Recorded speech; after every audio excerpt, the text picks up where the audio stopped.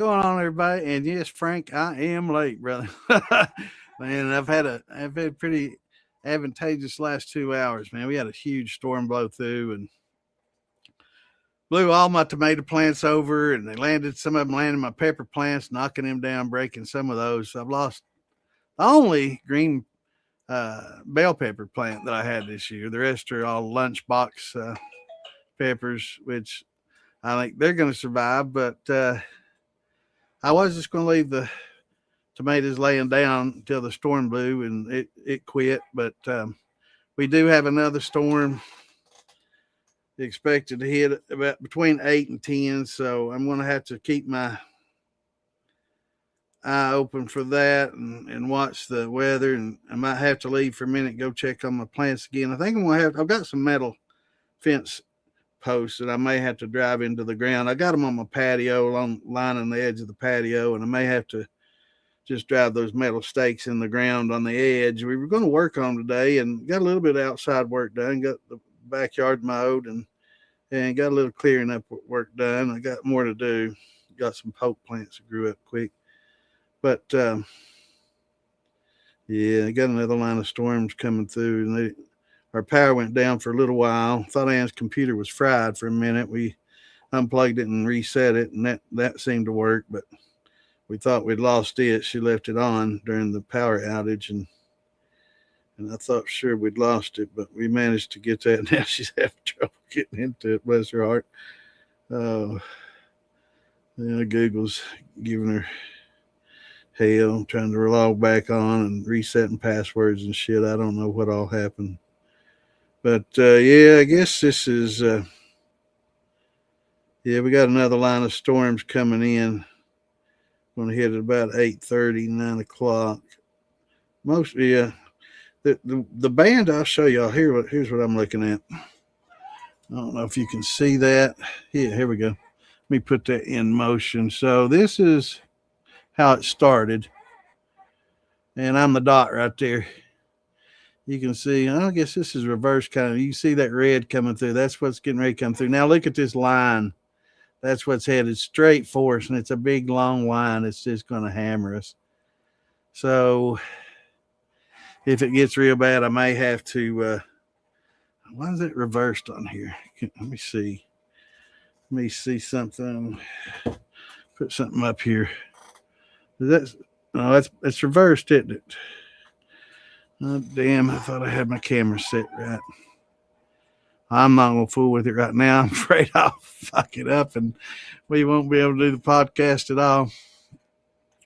But yeah, this is headed to Tennessee, so heads up down there. The first band went through, man, I mean, we had horizontal rain. It was just coming down torrential sheets. That squall line came through, man, them tomato plants just and they're in big pots, some of them big around as, huge pots, right? Some of them got probably 10-gallon pots big.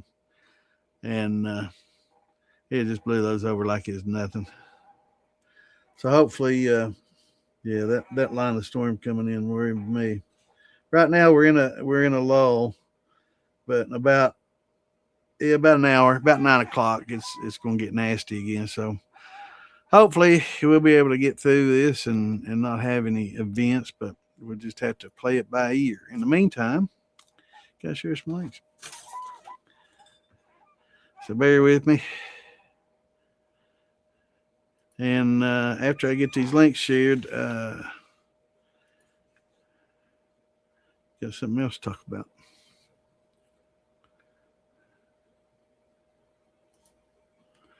Let's see how far we can get. Oh, hell. I just shared her.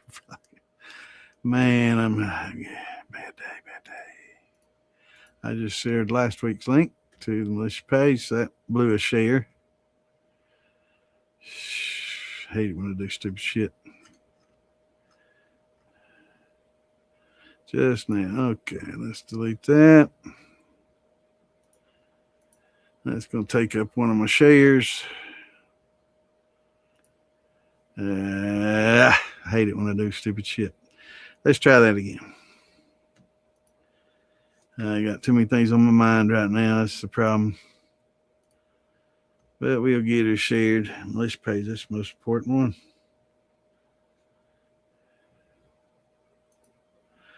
So hopefully everybody's having a better week than me. I did see some people posting some video of some people flooding down in Tennessee, and I pray to God that these storms don't blow over them, because there's a lot of rain with these storms. A lot of wind and a lot of rain. So hopefully it makes their way around them. I noticed some posts online. I can't remember. I'm so busy in the last 2 hours trying to. And it did blow all the debris on the top of my pool to one side, so I took advantage of that to go over and scoop it while I was out in the rain. So I'm a little bit wet. I'm a little bit wet right now. In fact, my shirt's soaked. But it feels good. It's cool. But let me get these links shared. Probably won't get a whole lot because I already blew 2 on the militia.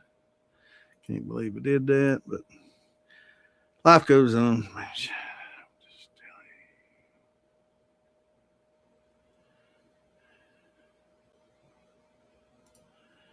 But I got a good variety of groups I like to share too. There's some new groups that aren't as common to us. I think there's, of course, always going to be militia people in probably every group out there. We've got a pretty good representation and a lot of admins in a lot of these groups. And if you're not, and you're an admin, you should probably join the militia so you can kind of keep in touch. And if you got issues with people in your group or certain things happening, you can let us know and we can all kind of work together. That's what it's all about.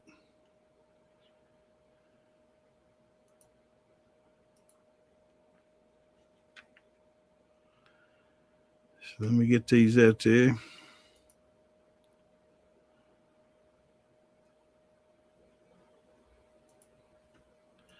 And then we'll chat.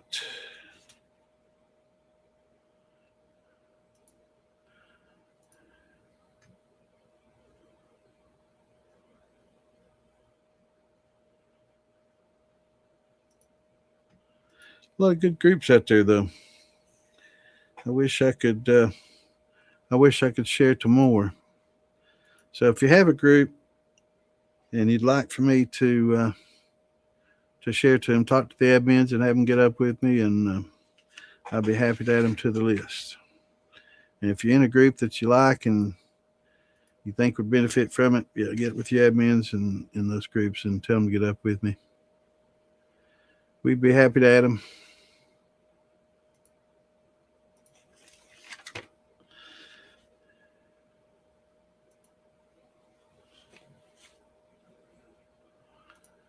Let's see how many more we can do. I might have screwed it up at the beginning.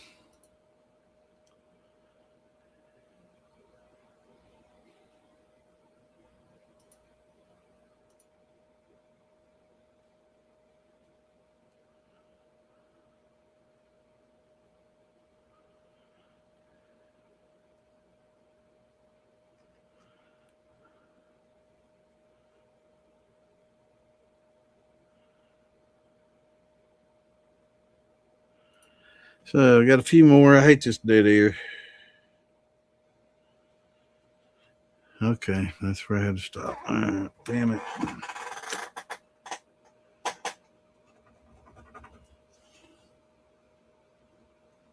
Let me date that. 11. Okay, so we'll start there. So at 9 o'clock, remind me, I can go out and look at check the weather and take care of that. And I just about clicked out of the damn group, man. Wow. Okay.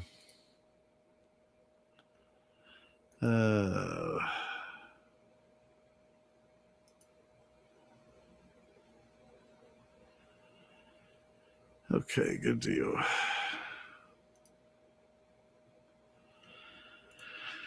All right, let's get up with everybody. What's going on, Frank? First one was here. Patty wasn't tardy. Good to see you, brother. Howdy, howdy. Is it trying to storm there as well? Yeah, it's headed that way, man. Let me see. Yeah, let's see here. I'm going to have to reverse my camera. I can't believe it's that way. I hate it when it's like that. So I'm going to have to set it and reverse it. But I'm not going to do that during the podcast because I know sure as hell I'll mess it up if I do. So hopefully people in the Carolinas, there's some areas that were getting droughts, I was told earlier. So hopefully, yeah, a lot of this looks like it's going west of us. Yeah, that right there is going, most of that's going west of us, thank goodness. And that, oh man, that looks so mean. Coming out of, what is that, Illinois or Indiana? Man, Indiana's getting hammered. Prayers for theirs. I mean, we got hail, so there's definitely probably some tornadic activity in some of all this for sure. Huge winds here and hail, so and bows hitting us, those curved bows hitting us. But yeah, we got a big line that's going to hit us at about maybe after. I think I might be able to get through the podcast before the major hits, but yeah, prayers for everybody in the line of these storms, man, because they ain't nothing to fool with. That's about the hardest I've seen it rain here in a long time.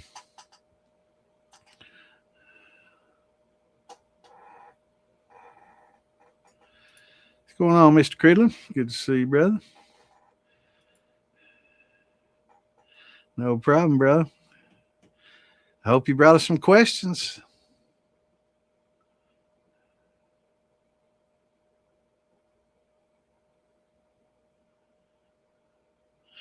Yeah, that's right. I did. I was telling Ann we need to go out and wash the cars and let the rain wash them off. What's going on, John? Good to see you, bro. My car's filthy. I need to wash it. But I hate the pressureless washes. They just don't get that. So we get a lot of carbon because we have coal burning plants here. So we get a lot of carbon in the air, which I'm all about coal burning plants. I love those. And I know a lot of people talk about the air pollution and stuff. They've really cleaned those things up majorly since the 70s and 80s when they were, in high use and very dirty and creating a lot of acid rain. Man, they put so many scrubbers in those things now. And people drive by and, oh, look at all that pollution. That's steam. I mean, what you see, all the white stuff coming out of those coal burners, that's steam. That's a coolant. That's water coolant. That's the steam coming up. So the smoke, it does have the sulfur though, because that's the one worst byproduct of a lot of coal, and kind of determines the quality of coal is the sulfur content, and of course the BTUs that it burns at, and determine whether it's metallurgical grade or just Stoker grade. But yeah, this a lot of times they'll mix it to get it to where it needs to be to work in these plants.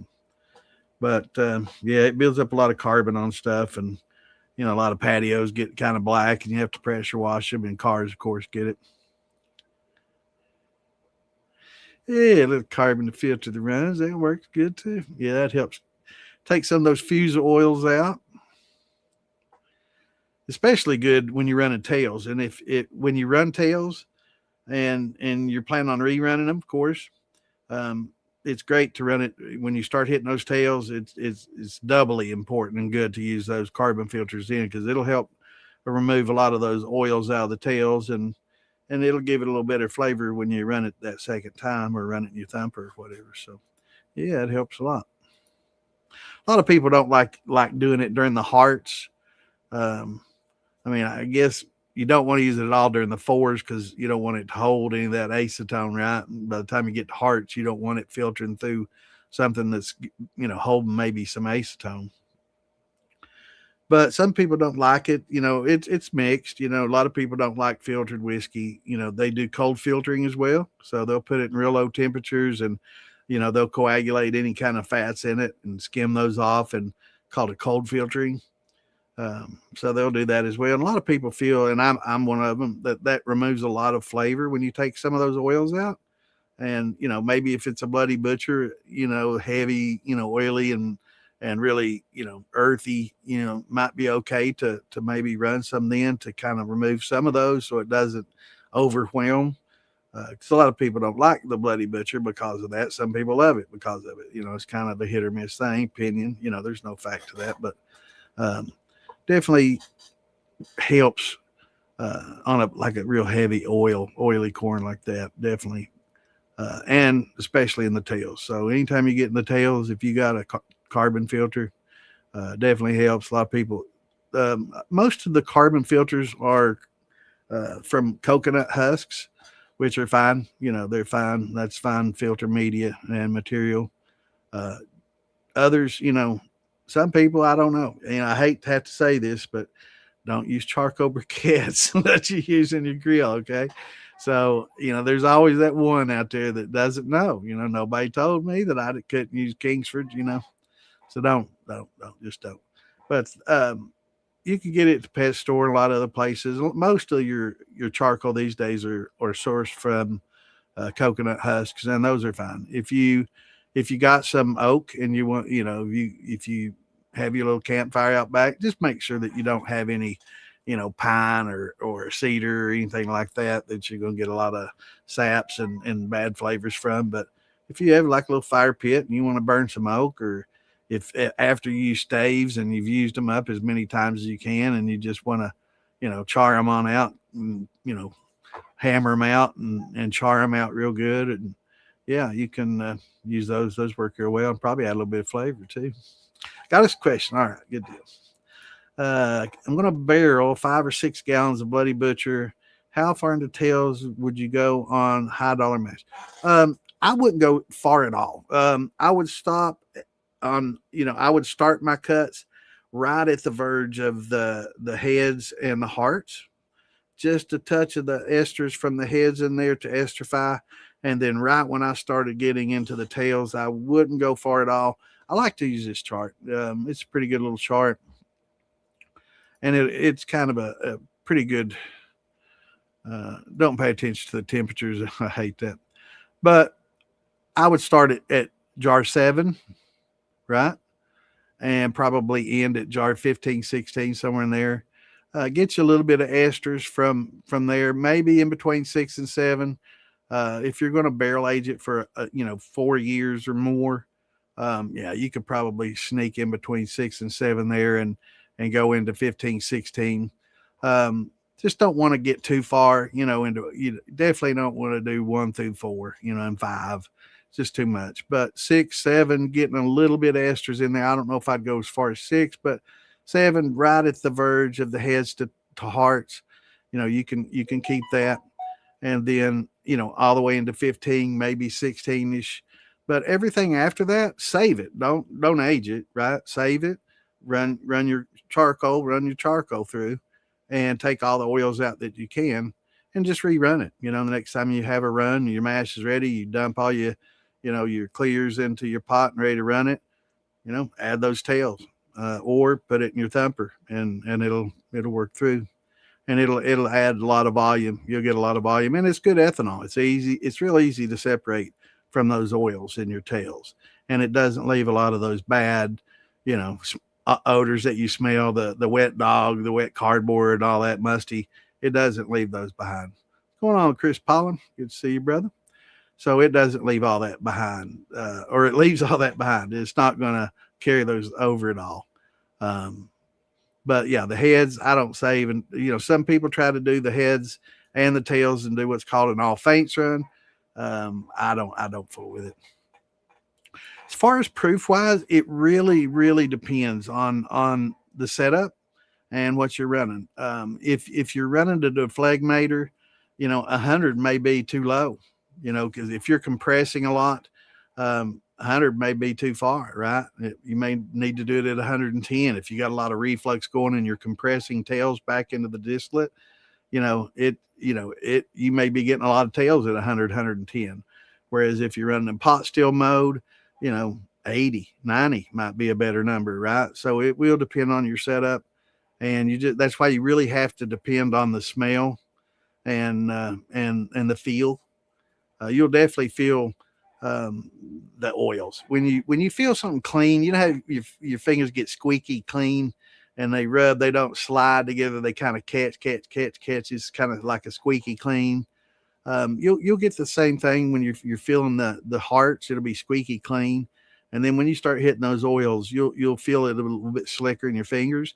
You'll see it bead up on the surface of the jar that you're stripping into, and you'll smell it. You just use your sniffer. So try not to, taint your hands with all the heads and all that. You'll know when you're out of the heads. But when you get to the tails, get it in your hands and wash your hands together and smell it. And you'll smell, the musty, the oily, and you can feel it. And you can also see it kind of bubble up and bead on top of the jar. So I wish there was a proof. In certain steel setups, you could probably go by proof, fractional columns, of course, it just separates it all for you. That'd be nice if we could afford those, right? But on a pot steel, it's going to be probably 80, 90, proof.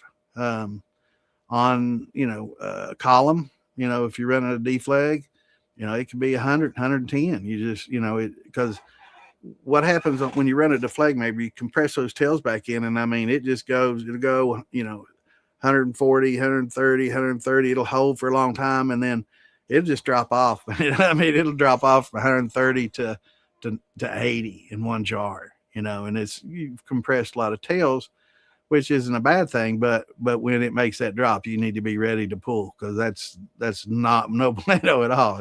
When it gets to that's stuff you definitely don't want in. But run it on out, collect, but don't include those in the cuts that you keep, right? Brita filters are fine. It will remove some flavor. So it depends on what you got. If you're running a vodka that doesn't have a lot of flavor, absolutely, it's perfectly fine. If you're running a brandy and you want every bit of filter, or every bit of flavor that you can get, you really don't want to use something as heavy as that.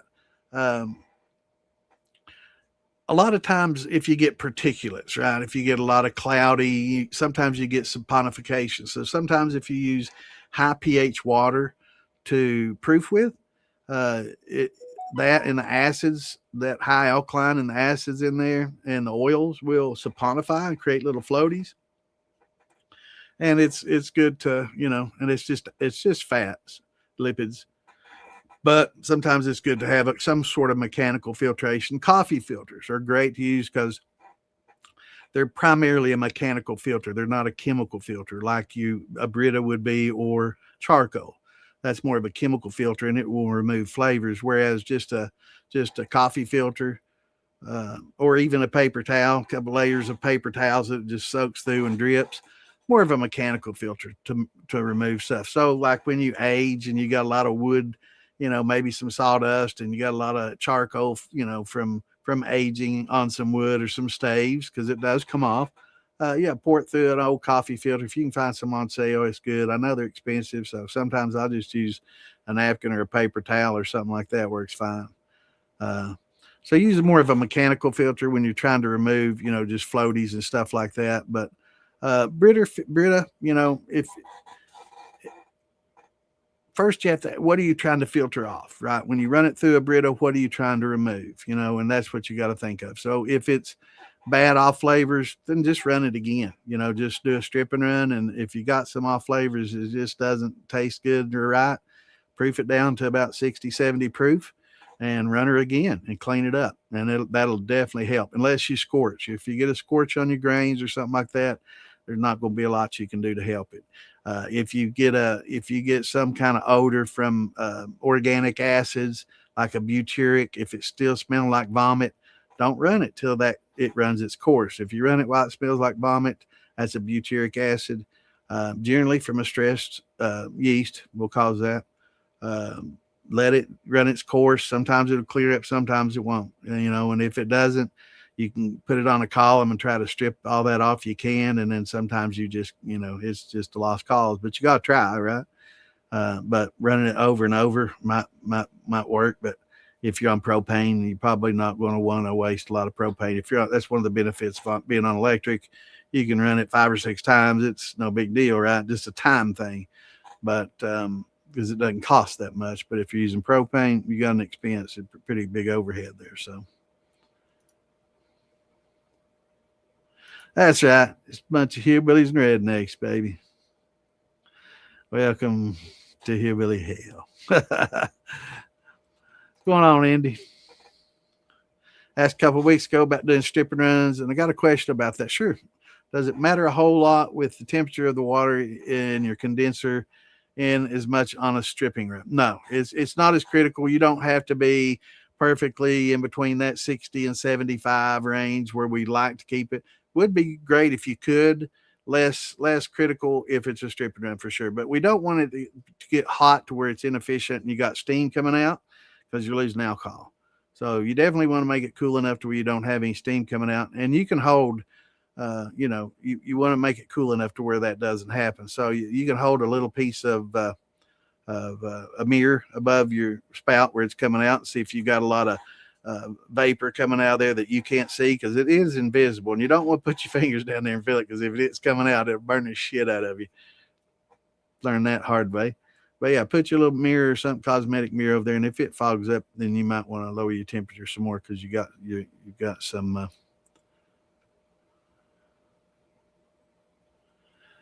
Yeah, some of my buddies messaging me. But yeah, it's fine, and it's not something that's critical as long as you're not getting vapor coming out. Hell yeah, that's good. Just don't restrict the flow, and don't put it in that small diameter pipe. I have to say it every time I talk about putting copper in there because I know just as sure as I'm sitting here, there's going to be somebody stuffing their Vever, 3/8-inch lines with that copper. Please, in God's name, please do not do that, or you're going to create a bomb. And I'm telling you, please don't. Do not do that. It's got that little slobber box. You can pack copper in there if you want to. That's perfectly fine. But please do not try to stuff copper in those small diameter 1/2 inch, 3/8-inch lines, even inch lines, 5/8. Too small. If you got, when we get to the tri clamps where it's 1.5 inch, 2 inch lines, they're that big. So, and you roll that copper loosely and the vapor can flow freely through it. That's fine. Just and don't put it down there right at the bottom where the vapors come right off the pot where you might get some puking. You don't want to puke, particles if you didn't get it thinned out or cleaned out real good and you're distilling on the grain even. Make sure that your mesh is up the column a little bit. So you don't want to puke into that and kind of clog things up and have vapors forcing, matter up in there and it just getting worse and worse as it forces it in and, get a little concretion of flour, basically, and cornmeal built up in there and it just keeps building up and forcing it in and eventually it'll clog it, and it can be very dangerous. So got to be careful and always keep your eye out. It's something that's, every time you fire up, once you start dripping, use that cosmetic mirror all the way around your steel. Make sure all your joints are good. If not, used to, we'd had to paste them with biscuit dough. Even with tri clamps, those can still leak. So check them. Sometimes that little gasket doesn't get in there. It's got a little ridge on it, right? That fits in there. Sometimes they don't get lined up just right. And the clamp goes on, it'll clamp down, but you could be leaking like hell from those. So check everything out. It's like driving an 18-wheeler, kicking your tires all the time, going all the way around, doing an all points check. Same thing with the plane. Do the same with your steel. When it's just running, stay alert. Don't get the time to get drunk is after the run. Is after when you turn the fire off, you turn the electric off, and you start making cuts. Then you can start doing a little drinking and making cuts and having a good time. But while you're running, try to stay alert. What's going on, Francisco? Good to see you, brother.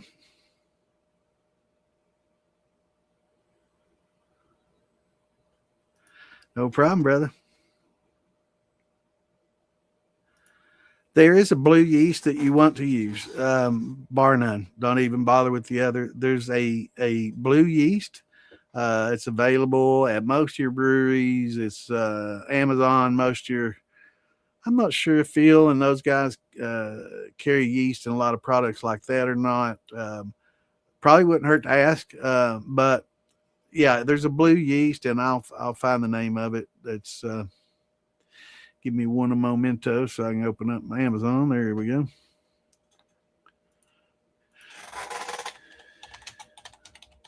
But you definitely want to use a blue yeast, and it's designed specifically for tequila.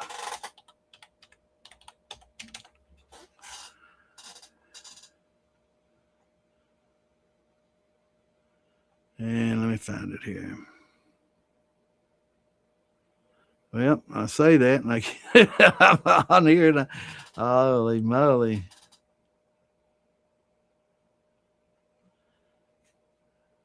All right.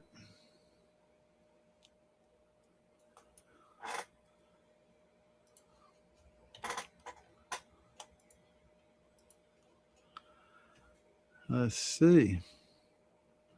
I'm not seeing it on here. But there is a specific yeast that most everybody uses. It's called blue yeast. And we may have to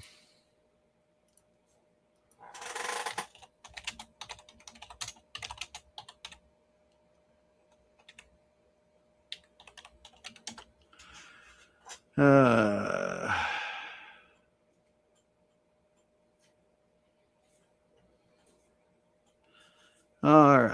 You can get what's called a Saftec Blue. Trying to find that's not the one I was thinking of though.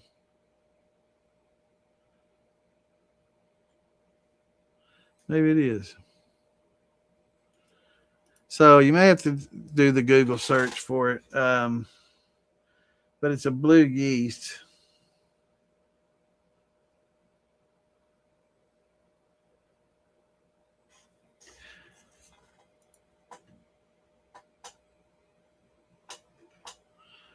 Let me see here.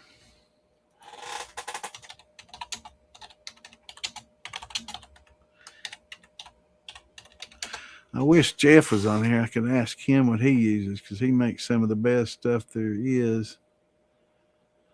All right. So yeah, the blue yeast is the Saftec Blue. So that's the blue. There are some others out there.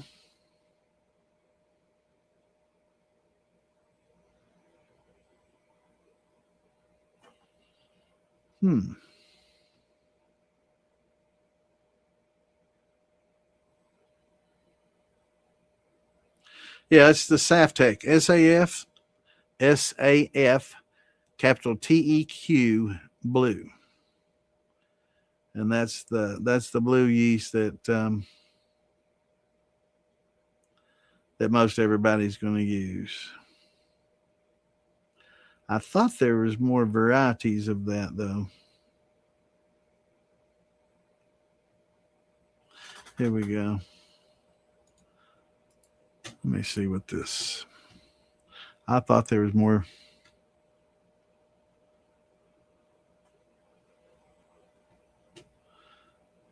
Okay, now for a cheap option, EC 1118.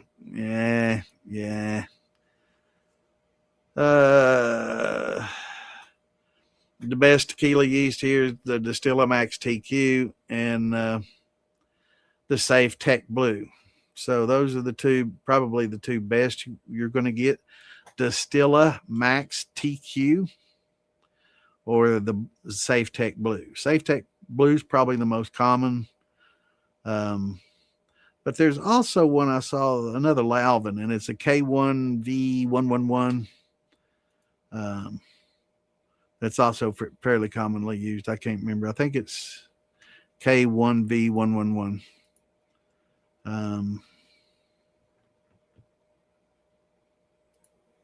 Let me see if it's on here.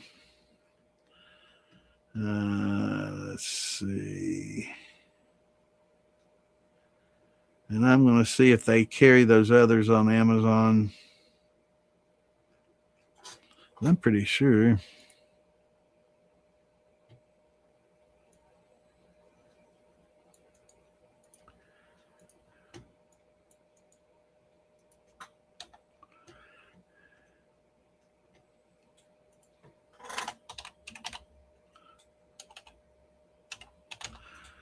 So you're going to have to get that. Now, you've heard of SAF. So the SAF instant, the red stuff, I mean, it's cheap. Then there's the gold. So this is the same company, right? This SAF, but this is SAF TEQ for tequila, and it's blue yeast. So it's the same SAF instant, the same, company that does the SAF instant that's got the chef on the cover. May have to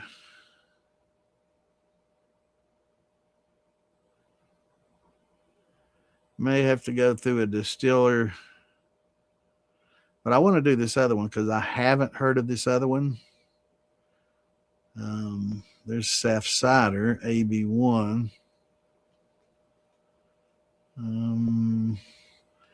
SAF ale for English ale. So SAF makes a lot, but I'm not seeing their Tech Blue. So let me go to just the SAF.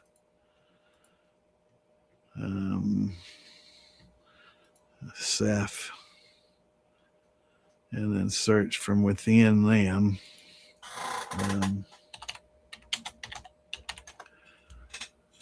No, I don't think you're going to get the Tech Blue off of.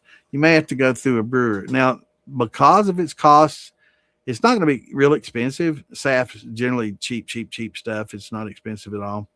But it's probably something that you're going to want to propagate, and we can talk about propagation and keeping it alive and reusing it and keeping that strain going. There's a lot of Southern alternative beverage, moonshine distiller, the SAF Tech. I'll take that back. It ain't cheap. Oh, here we go.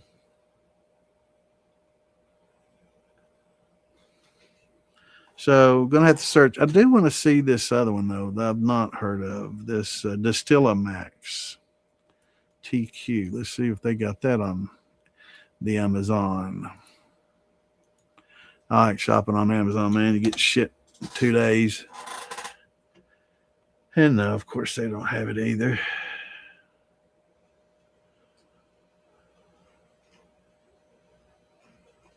But there's a nice tactical holster.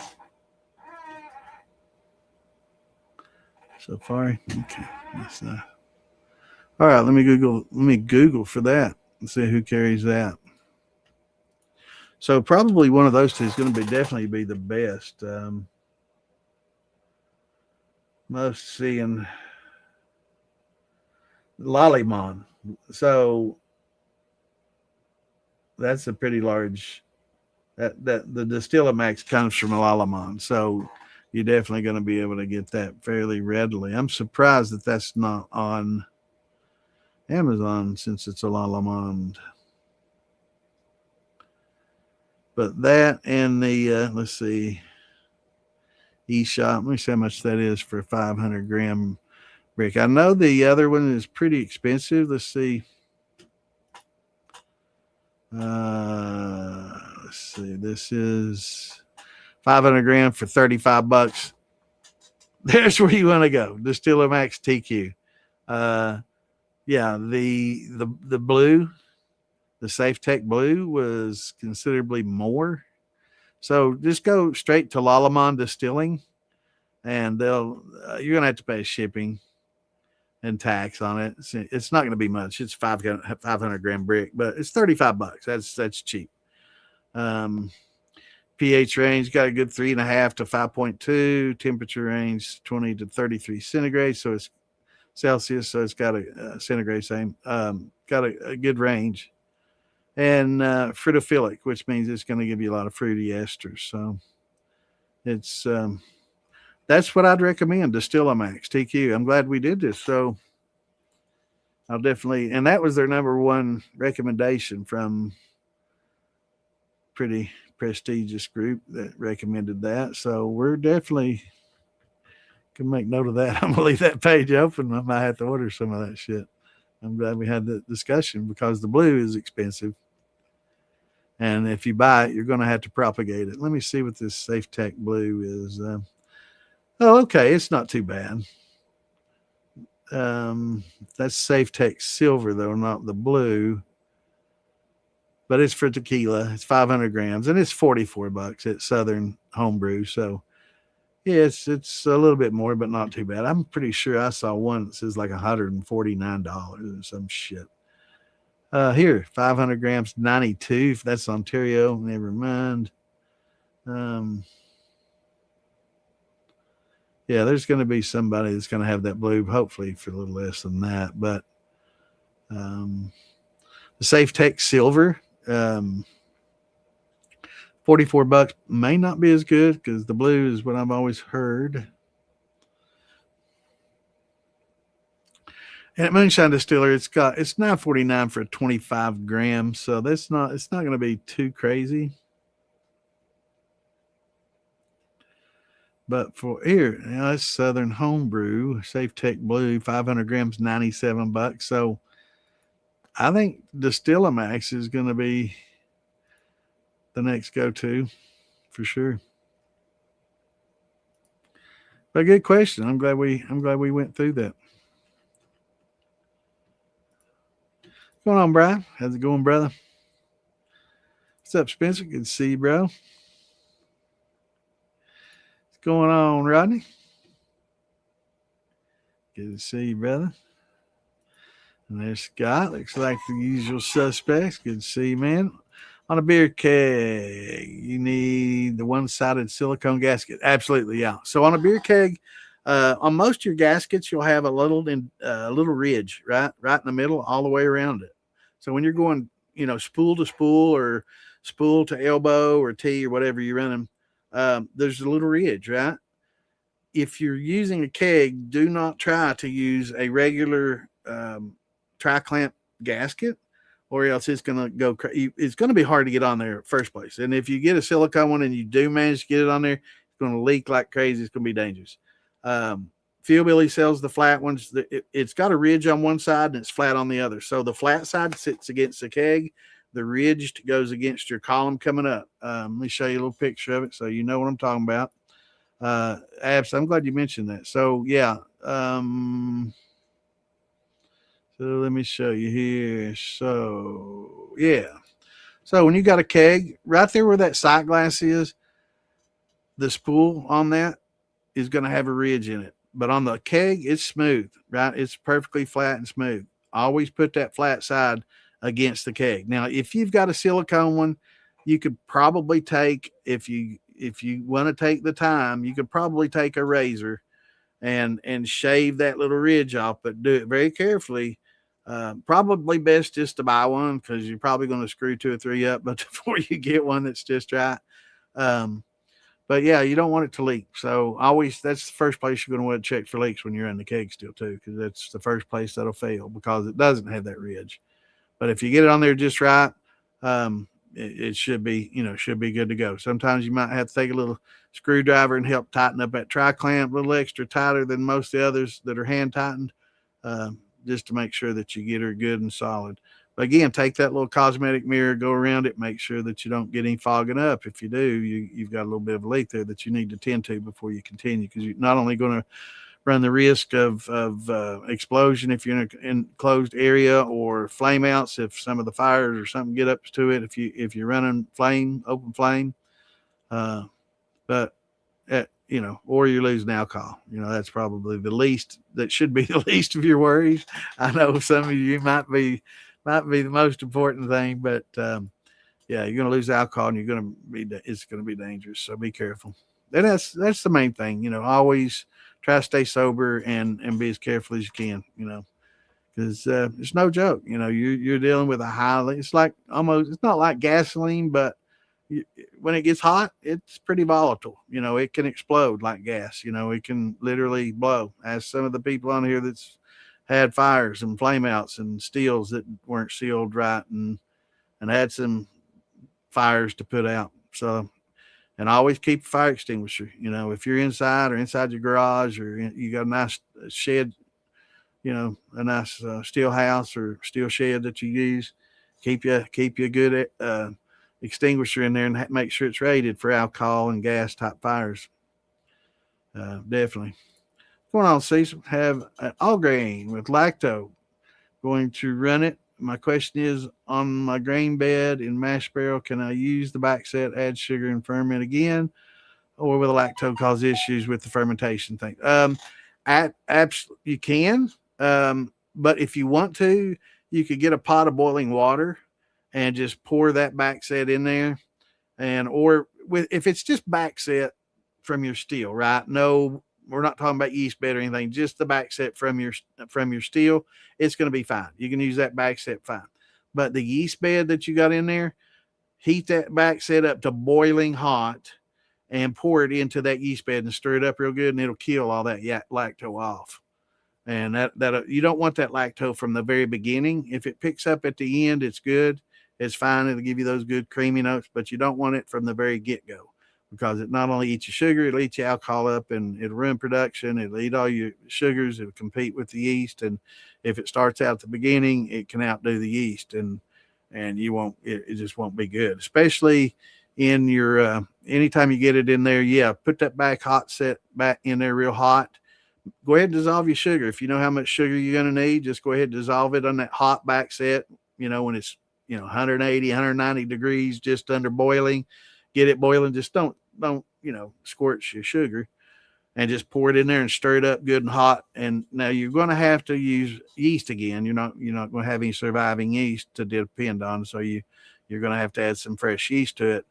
But, you'll not have to worry about that lacto, because about 160 plus will kill it.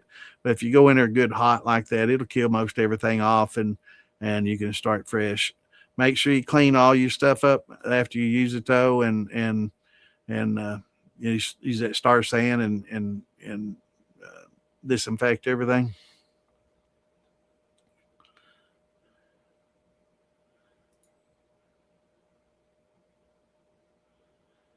Yes, sir. Always safety first, man.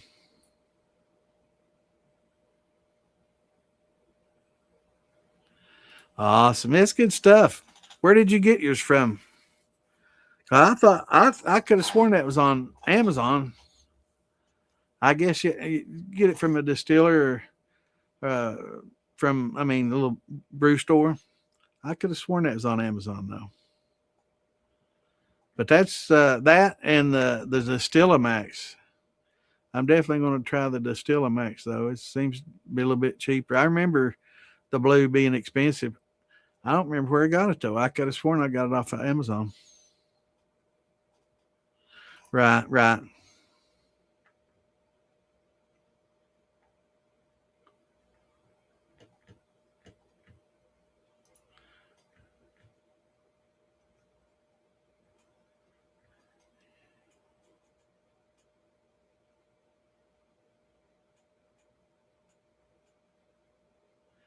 I could have sworn it may be they may have taken it off there. It may be the same Saftec blue, because I could have sworn I got mine off of Amazon. I could have sworn I did. It's been a couple of years, but I could have sworn, because I don't do a lot of tequila, because it's just buying the blue agave is just too expensive for me. I'm too cheap for that shit. But yeah, it's I could have sworn I got it off there, but I didn't get no 500 gram brick. I just got the little packs. But I could have sworn I got it off there. No, it ain't. It ain't cheap. But most of that SAF is that SAF yeast, and that's good yeast too. That regular red stuff. Let me see here. That's good yeast too. That regular SAF instant. I know Tom likes it too. I like it. It's good. It's good yeast. For grains, if you want something cheap, I know you can get it at Tractor Supply pretty damn cheap.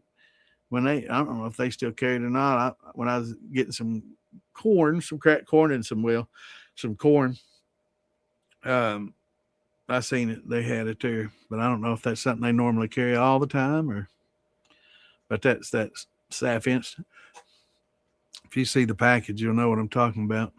Here, maybe I can screenshot that.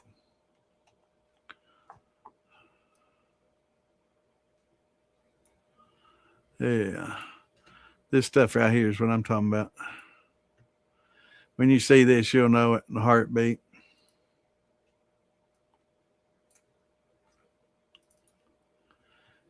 That's it. Got the little baker on there. That's the bread yeast, but it's good.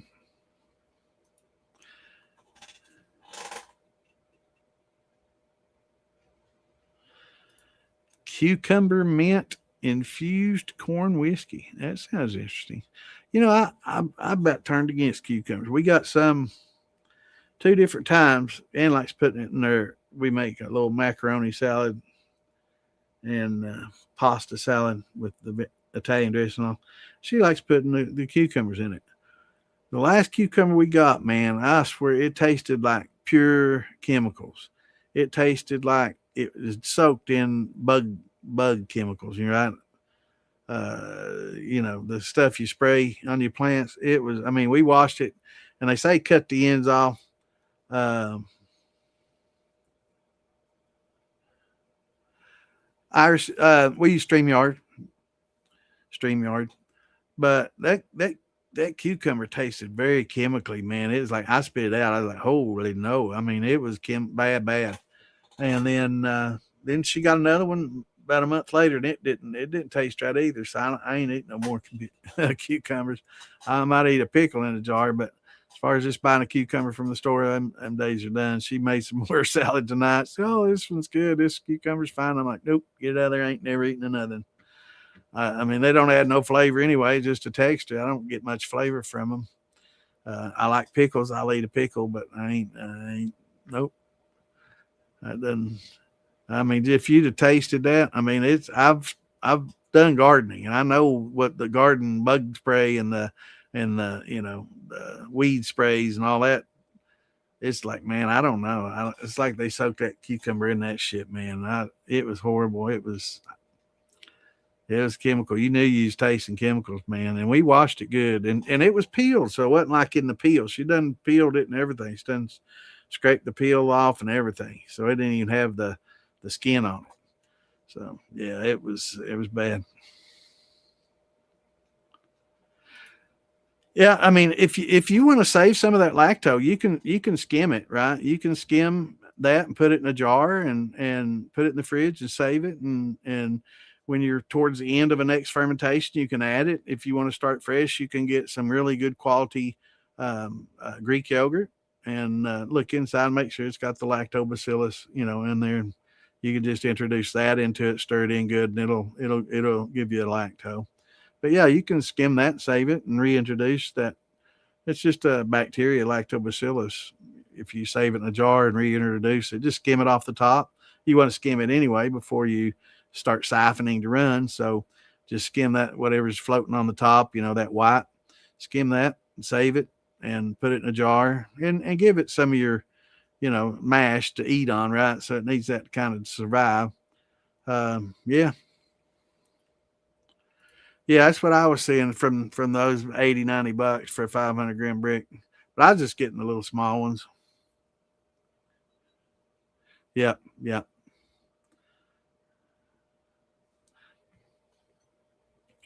Have you tried the silver? I tell you what, I'm gonna try the Distiller Max for the price. I mean, that's a pretty good price.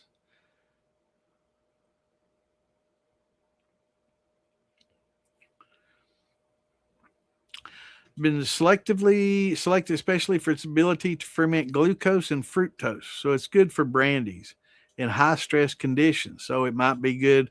And I mentioned the temperature range was pretty good, up to 33. Let me see what 33 centigrade is.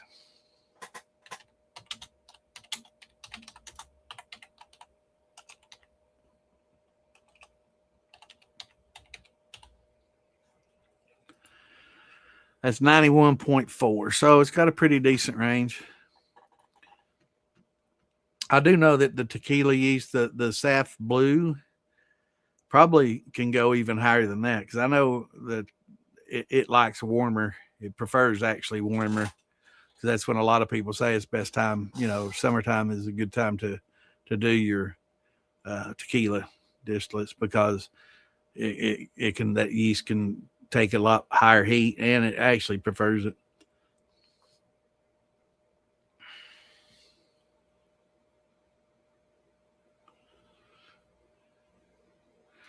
I'll have to remember that. 21 missions. I have to write that down because that stuff ain't cheap.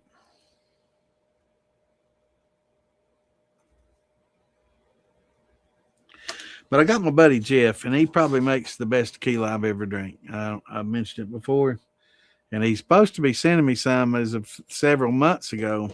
Jeff, if you're listening, I've still yet to get it, but he's got some silver, and then he got some that he barrel ages, and man, that barrel age just one of Santa's favorite tequilas. I brag on it all the time. He's probably working at a commercial distillery, trying to get him to come work for him, and I can see why. Because if he can do that for them, man, they'll have one of the nicest bottles of tequila on the shelf. I've tried a lot of top shelf tequilas, and it's up there with them or better than any I've had for sure. What's going on, Gene? Good to see you.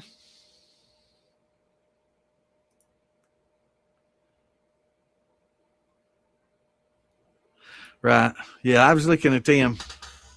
That's one of the ones I was looking at. That and Moonshine Distiller.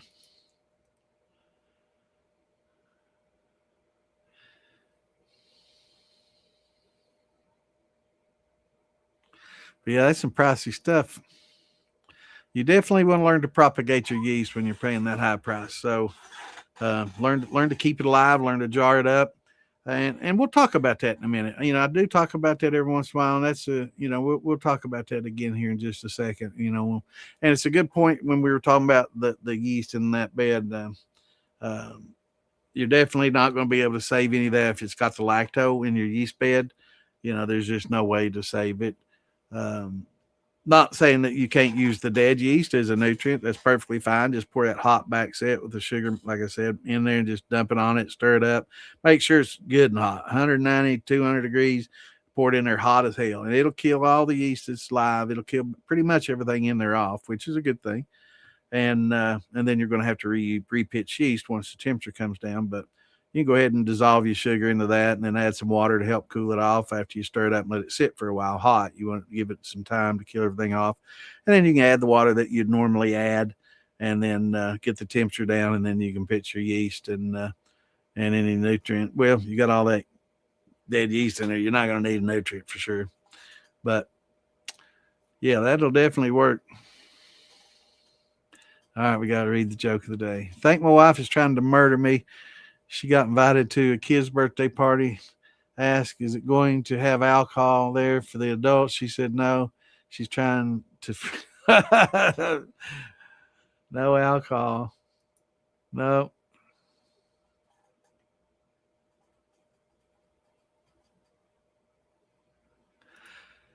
When do you add it? Okay, so if you got your hydrometer, you start at a 1070, 1080 range, right? Always keep an eye on that. And when it starts getting down to 1.010, then you can add it, right? And that'll be just enough sugars in there to get it going good. And don't let it go too long because it'll start consuming alcohol, right? It'll consume alcohol. So you don't want to lose too much of that, but you can let it cheese up a little bit, and then of course, it'll dry it on out. It'll consume the rest of the sugars, but it'll also consume alcohol. So don't let it sit too long.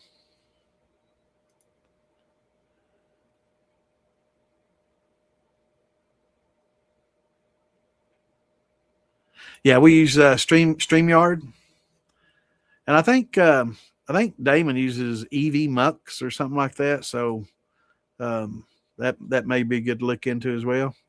I know StreamYard is pretty easy to use. I've never used the EV Mux. I know a lot of people are using that. So,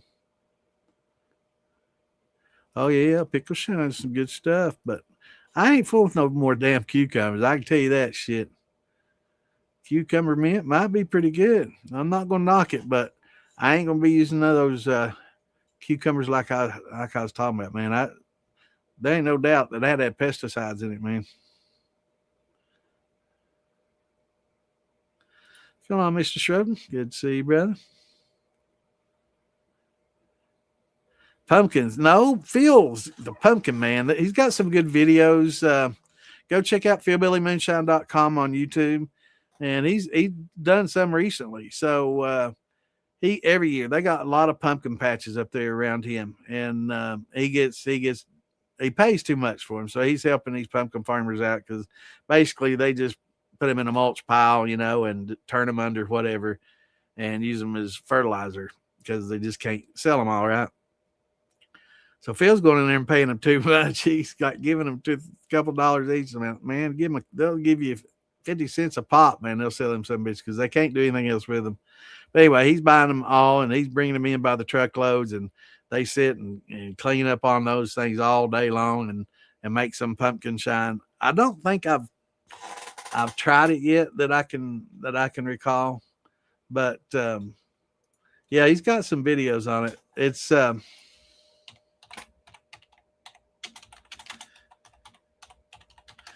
so pumpkin is something that does have some starch.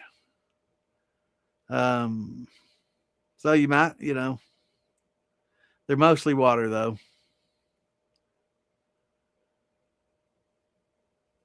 But yeah, you can use your amylase on it and break them down, gelatinize them. It's going to gelatinize quicker than corn, probably close to like a regular potato would, which is much quicker than corn. So you don't need the 90-minute gelatinization period that corn would take at that high temperature. Probably 30 minutes, 40 minutes, just like potatoes, much quicker. And I would say it's a lot like a sweet potato. So it's going to be pretty quick.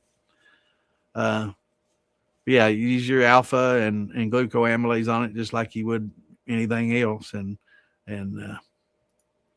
But I can't remember if I've had any of that to drink yet or not. I've tasted so many. I'm probably sure I have, but I was probably so drunk I don't remember. I'm sure he probably brought it down to Maggie last year before, or he's shoved that jar in my face. Maybe he did while I was up there on 4th of July. I can't remember. It's hard for me to remember, man, especially when I get drunk.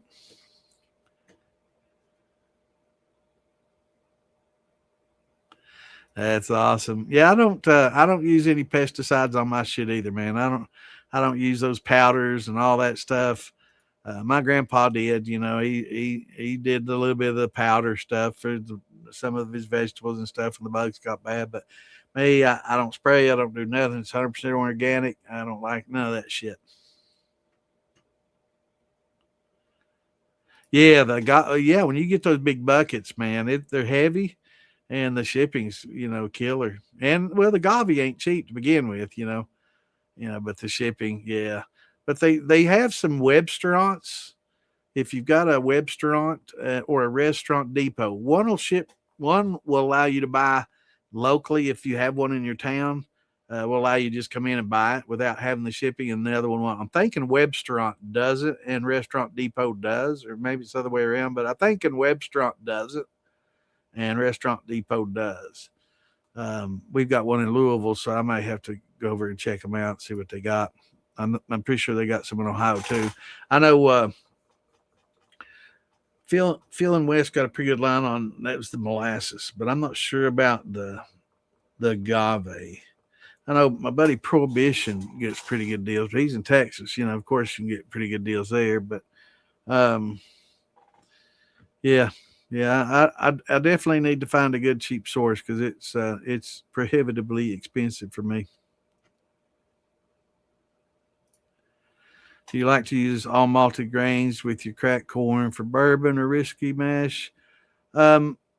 I do. I like I've used a lot of wheat. I like wheat too, so I've got malted barley and I'll malt my own wheat. Usually the barley I get malted because I've not found a source for barley. If I find barley, that's not malted, I'll be happy to malt it if I can get a good cheap price on it, like I'm getting my wheat and rye and everything else. But I've just not found it cheap. I know a lot of people say, "Oh, we get it cheap here," and I'm like, "Where you at?" And it's like, "I'm Idaho." It's like, well, okay, well, damn, But Clint's got a line on some people now. He's working now, I guess. But he's got a line on some people that ship pretty cheaply. It's kind of a co-op deal. I have to talk to him about that. But I like using the malted grains. It does give a different flavor than just like a barley versus a malted barley. Definitely going to give you a different flavor. Even malted corn does. Is it worth it? With me, the malting process on the corn and trying to use the malt and cook it and trying to convert it, at those temperatures, no. I mean, if you want to do like half your corn malt and just for your flavor and add it later and not get it gelatinized or get starches out of it to convert, but try to let it convert itself at lower temperatures like you would a malted barley or something like that. Okay, but for corn, just I don't malt any corn anymore. It's just too painstaking. It takes too long to cook it. It's just not worth it.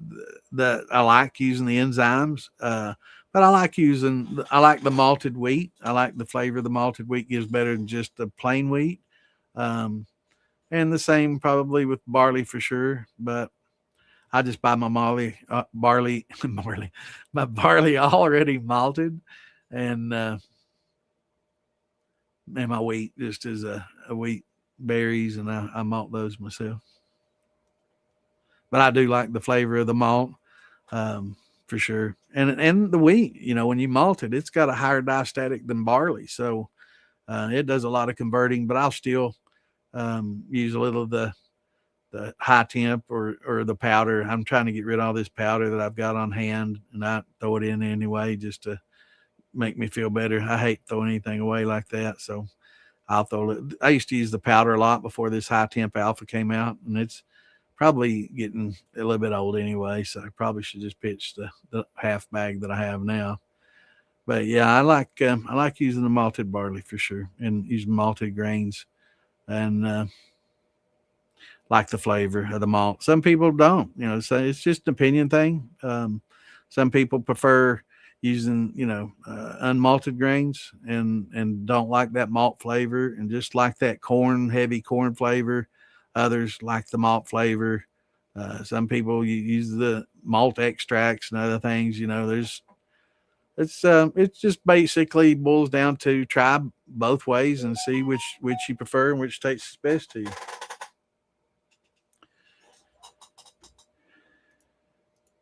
From probably same one Phil does.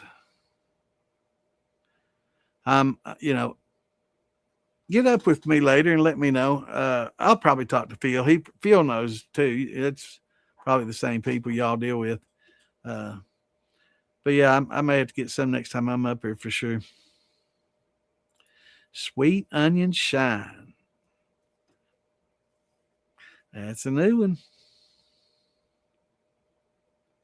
Pumpkin rum. Sounds good. Pumpkin and brown sugar, molasses, and that sounds good. Oh, that's a bad story, bro. So my buddy that I was going to Colt Ford with goes to the hospital with his mom. That the roofers came to roof his house, and the roofer falls through the roof, knocks down the drywall right onto my buddy's head, body, and everything, knocks him about halfway out. He's a big guy, so he's going to the hospital, and his mom's sick, and he's sick, and he goes for concussion protocols and all this because he's going to sue because he's been trying to get his landlord to replace his roof forever because it's been leaking, putting spots in the ceiling, and part of the drywall was coming in anyway. So, but I seen the roofer that fell through, man, and it's they definitely didn't blow up on the roof. So he had to back out, and I'd already canceled it. So I worked outside. That's what I did that night. Worked outside. That sucks. But yeah, so we didn't get to go. Miss Colt Ford. But he's all right. But him and his mom both getting sick, puking. I don't know. I think he got something from when he went to get the concussion protocol at the emergency treatment center. And he's all right. I've got I'm going to be able to go. I'm going to be able to go. And then late the next afternoon, it's like, man, I don't think I'm going to be able to make it. And I'm like, wait, you'll see. You'll be all right. him and his mom getting sick. So he went into the hospital, went back and getting checked up, and his mom's elderly, so But yeah, I didn't get to see Colt Ford. Not happy about that. And not just because I canceled the podcast, it's okay to have a little break from that, but I was looking forward to seeing Colt Ford. Yeah. But he was at a distillery. I was looking forward to doing a little distillery tour and talking to the mom-daughter team that runs it at Jephthah Creed. I don't know if you've all get those, and I don't know how far their distribution runs, but here in Kentucky, I'm sure there's I'm sure it's around all the surrounding states, probably at most your Total Wines and places like that. But Jephthah Creed, they use a Bloody Butcher. They grow Bloody Butcher there on site, and it's a flavorful, kind of a heirloom corn whiskey. Pretty unique, But yeah, I was definitely depressed. I didn't get to go see Jephthah Creed Distillery, and I didn't get to see Colt Ford. But I'd already canceled the show, and I was like, I'm not going to cancel. And then come in and say, well, whoever wants to, I've got a lot of work to do. I've got to redo my roof. I was talking to the same roofer that did my buddy's house. I don't know if I want that big fat guy up there. That's some bitch bigger than I am, man. He's 300 pounds. You don't want to be a roofer, 300-pound roofer up there, man. This boy's big. Man, you too big to be roofing, man. Maybe after falling through his roof, he'll take a break, maybe. But yeah, load shingles on the lift or something. But yeah, he's too big to be up there, man. That's stupid. He was a big boy. He was bigger than I am. I'm 250, 260, and he was bigger than me. So I don't know. He's a pretty big boy. Yeah, there's a lot of water in them for sure, Chris. Yeah, it does take a lot. There's a lot of water in them. I don't think so either. Really, back in the old days, it was a long, arduous cook. Trying to keep the malt from denaturing, and cooking it at 150 degrees forever and ever.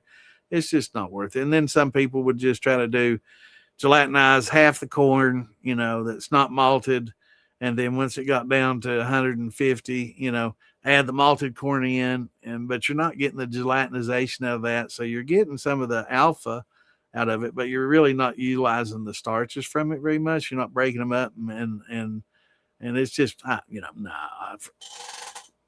nah. It's best just do a corn liquor with your high temp alpha and glucose, or use the malted grains at the appropriate temperatures. 135, 45, depending on what you're using. I'll put this chart up there for anybody that wants to do that.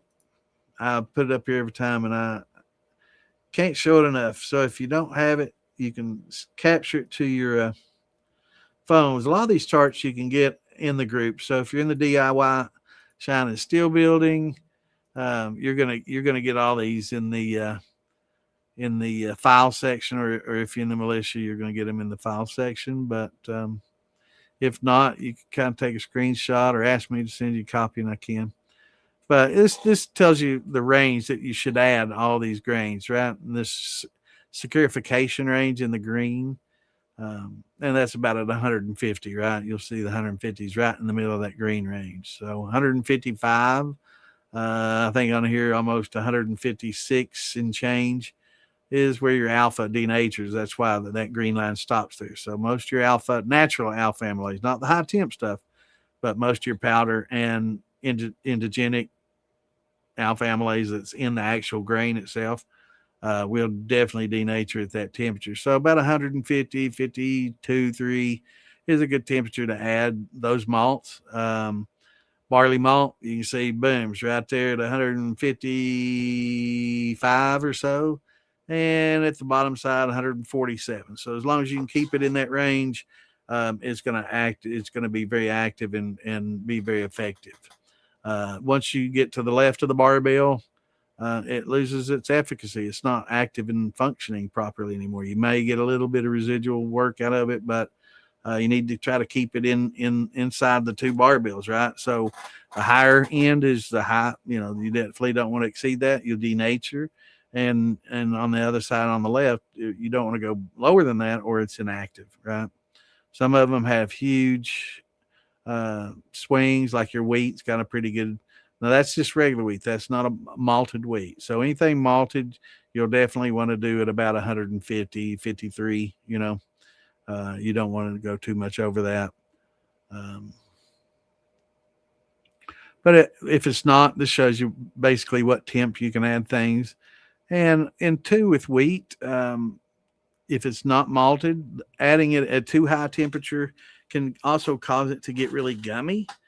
So if you're doing like an all grain mash with no corn at all, it's probably best to do a step mash going the other direction, right? With corn, we start high temperature and work our way down and add malts as our temperature comes down. But if you're not using corn, you want to go the opposite direction, like a beer maker does, right? You want to start lower temperature, come up, rest at 100, rest 120, rest at 150, and do these rests, protein rests, and others, scarification rests, to get the maximum out of those grains, and step mash it forward instead of backwards like we do with corn. So it's going to be a little bit different if you do like an all grain. There's also some enzymes. We've talked about that in the past. There's specific enzymes that you can use to help break up the gluten. So it's a beta glucanase, and there's other types of. We've talked about the what's the trying to think of the different names. There's several different enzymes that you can buy commercially. We've talked about them 100 times. Shit. I don't use them a lot because I don't do all grains, so that's why I don't have them. I'm trying to think of a couple of names. Usually you can roll right off my tongue, but I don't have them right now, and I don't use them. But I am going to try to do an all barley and an all wheat just to see. I definitely want to do a single malt, but I've never done a single malt before. Most everything I've done is always based around corn. Um, can't believe it's on the tip of my tongue. I can't think of these.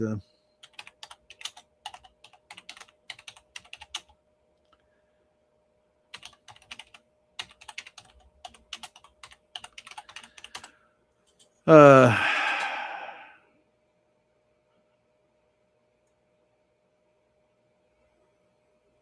let me pull it up here. Wish Clint was here. He uses them a lot. He could tell you right off the bat. And of course, it's telling me every brand name except the one I'm trying to think of the brand name. Let me look on Amazon. I'll find it there.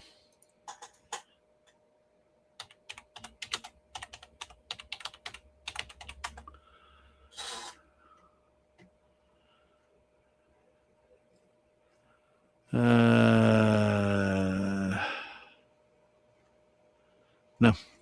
Anyway, any of this list in the past we've talked about, I can't believe I can't think of it. But it's basically a beta glucanase that you would get from a malted grain, but it comes in a liquid or powdered form. And you can add it just as you would, any other at about 100. Some you add it at 140. Some going to be into 120, but I can't think of the. It's on the tip of my tongue. There's two different ones. It'll come in a minute. Just getting old and forgetful, man. But it's on the tip of my tongue. Maybe let me share these links. While I'm sharing these links, I'll think about it and I'll come up with it. What's going on, Si? What's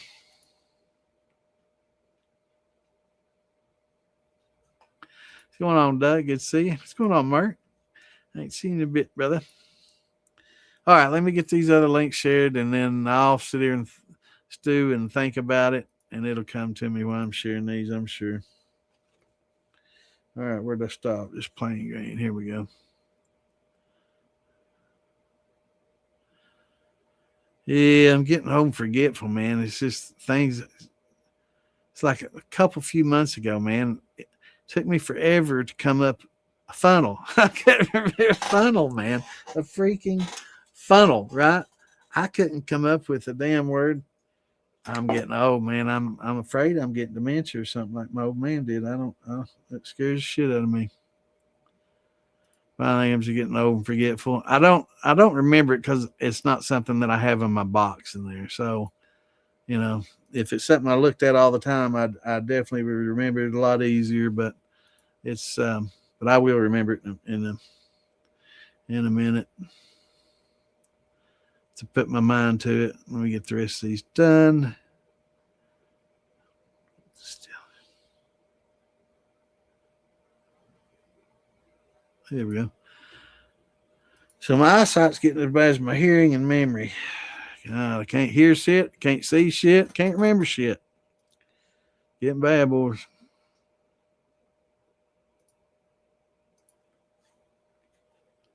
It is getting bad.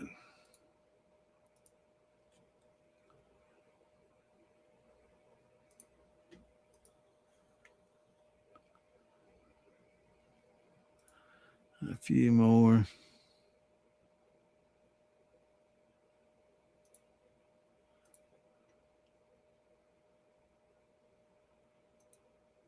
I will remember this though.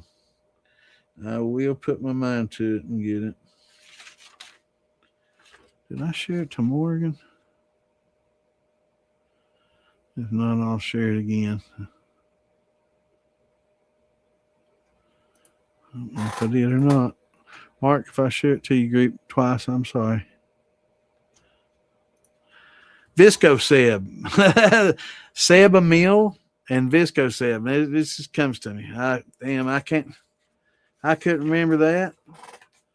Saved my life, man. Visco Seb and Seb Emil and Sebflow. Finally comes to me, man. That's just blank. Draw blank, man. It's just like a doe in the headlights. I can't think of it. But Seb Emil, Sebflow, and Visco Seb. I think Visco Seb works for. Let me do a little research on this because I think the Visco Seb is does more.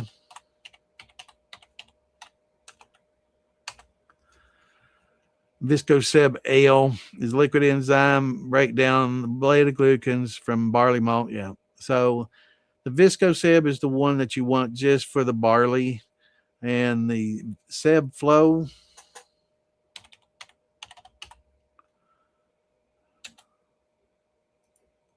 TL or Seb Flow. There's also a Seb Star. Yeah, Seb Star HTL. It's a beta glucanase that takes care of these same ones. Visco Seb L, and there's a Seb Flow. Seb Flow TL is a specialized. So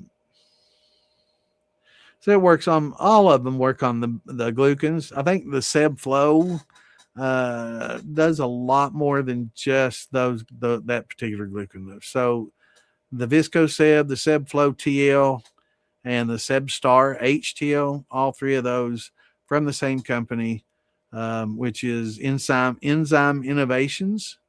Most all your commercial distilleries use those, and craft distillers use those, which is how Clint's familiar with them, from using them in the commercial. But yeah, if you do a lot with single grains, like a lot of wheat, all wheat, or vodkas, or a barley single malt, if you do a lot of single malt, having this stuff is definitely going to be advantageous for you. I'm going to get some because I've not done one. I hate to say it, but I've never done one, and it's not because of expense. It's just I'm not real big on single malt. Like scotches and stuff. I've never really been a big fan. To me, they're real hot and they just don't have that great of flavor. I much prefer a good bourbon. But now that I got those links here, nobody's been calling shots. Damn, if I don't, I need a drink. I ain't drinking no West 140, man. That shit's It's melting the hair off my tongue. But this is from Staves. It's good stuff.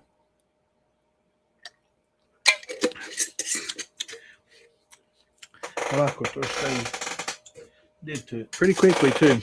I actually overdid it. But it was quick. Tasty, tasty, tasty. You know, I didn't even call shots, man. Poor man sit here and stay sober all damn night. I swear to God. I need a drink after all the shit I went through. But let me check. Yeah, let me check my weather radar. And if it's getting ready to blow through, I may have to take just a second off and check on my mater plants. I wished I'd have gotten out earlier today and got those metal fence posts driven in, because I'm going to run a wire between all those fence posts and tie strings to help keep them steady. And I was going to do it anyway, just to give. Oh shit. Okay. Man, I was freaking out. I was like, damn, we're in the red again. That was just red all around us, but some just passed us, so that's good. Lights didn't flicker. We did lose power earlier today. And I'm zooming out.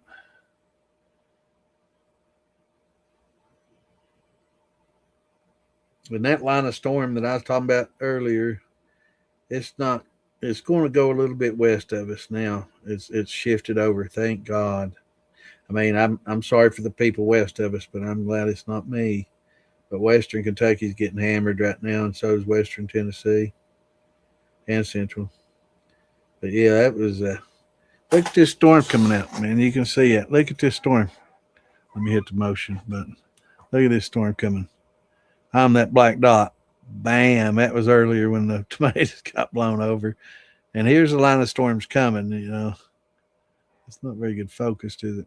Here's the line of storms coming right at us, but looks like they're going to go a little bit, what looks like east, but that's actually west because this damn phone's not reversed, or is reversed.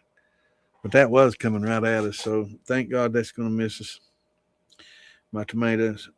Lost a bell pepper. Tomato plant fell right on top of bell pepper. Man, it's full as it could stick of bell peppers, too. I hate that. The only one I had. So much for the bell peppers, but they're cheap anyway. Didn't get no jalapenos. Didn't get no poblanos. We had a cold snap that was late here, real cold freezing snap, and it killed my grower. He didn't have a greenhouse, and it wiped him out. He said none of his peppers did good, and that's why I just got the lunch box and that one green pepper that he has, one of the last ones he had. That didn't do well, and it was late getting in the ground. Yeah, it was bad, and I'm sure some people there might be some tornadoes. I'll hear about it tomorrow, but we got some pretty decent thumbnail-sized hail here. You know, while I was watching at about 6:30, 7 o'clock, it was all hail going out there, man. I mean, it knocked them tomato plants over like they wasn't done. It just laid them over, man. So after that, I went out and watered them, and the ones that didn't get knocked over, I watered them, and hopefully that water will give it some weight. But they were dry in the bottom, and they were getting a little top heavy, and if I'd have gotten them watered, they might not have gotten all blown over, but I'm going to definitely fix it where they don't get blown over no more. That ain't happening again. Because I like having my tomatoes. We make salsas and marinaras and all that, and likes doing that. And we just now got done with a jar of salsa from last year, so yeah, it's good. It'll keep. Put that vinegar in there and high acid. That shit keeps a long time, but it's good stuff. Yeah, sometimes, man, it worries me though, man, because just little words, not remembering that doesn't bother me much, but not remembering a freaking funnel, man. I was like, the little cone shape, I couldn't. Yeah, it was bad. Funnel. because that's I've always had really good abilities with my recall and memory, and been smart and remembered everything I ever learned. And now I'm having to re-educate myself, man. That's concerning. Yeah, sweet potatoes good. I usually do sweet potatoes with my potatoes. I like regular potato and sweet potato combo. There's a lot of good enzymes in your sweet potatoes too, especially in the skins. They got a lot of good amylase, natural amylase in them. But yeah, definitely gonna have to get me some of that Seb Flow, Seb Star, Seb Emil, Seb Visco Seb. One of those. I'll read into it and talk to Clint and try to get one. I want one that's gonna be pretty much kind of all around. There's one of them. It might be a little bit more expensive though, but it did more things, right? So I may get that just to give me a little more flexibility with it. But I definitely want to do an all malt.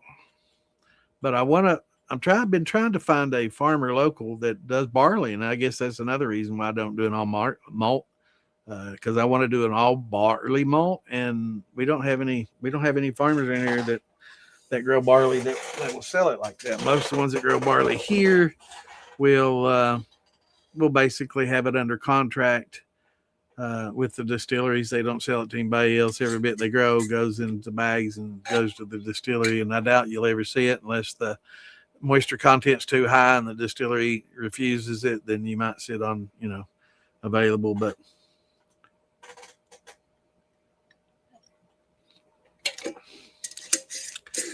pretty good stuff.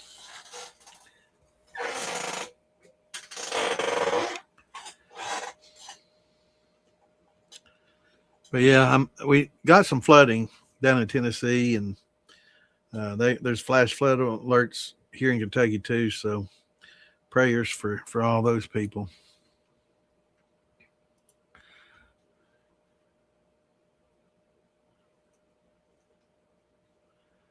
Let's see here.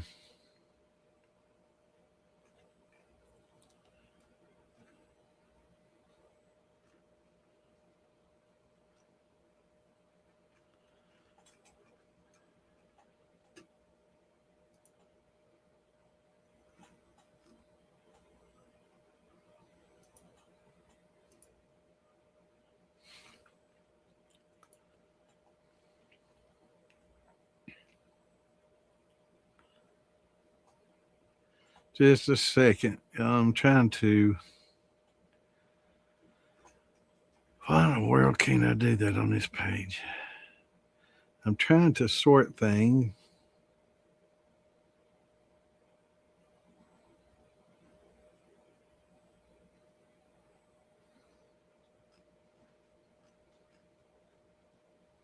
Yeah, here it is. Crooksville, New Lex. Amy Carell was posting about it, and down in Tennessee, flooding bad. Looks bad, and that's before this line of storms came in. This was yesterday, or 11 hours ago. So it's definitely going to get worse. Also, while we're talking about it, and I'm on the page, one of our moderators, old Chad Manshiner Chad, had a stroke recently. We'll keep him in our prayers. Kind of caught us all by surprise. It wasn't a major bad one, but there's no such thing as a good stroke, right? So let's keep him in our prayers. And let's see, Jason Acosta's mom passed away, so we will keep his family in our prayers. And I'm hoping, I was trying to sort these in chronological order because Roy, I think maybe his aunt or mom passed away, and want to give prayers out to him as well.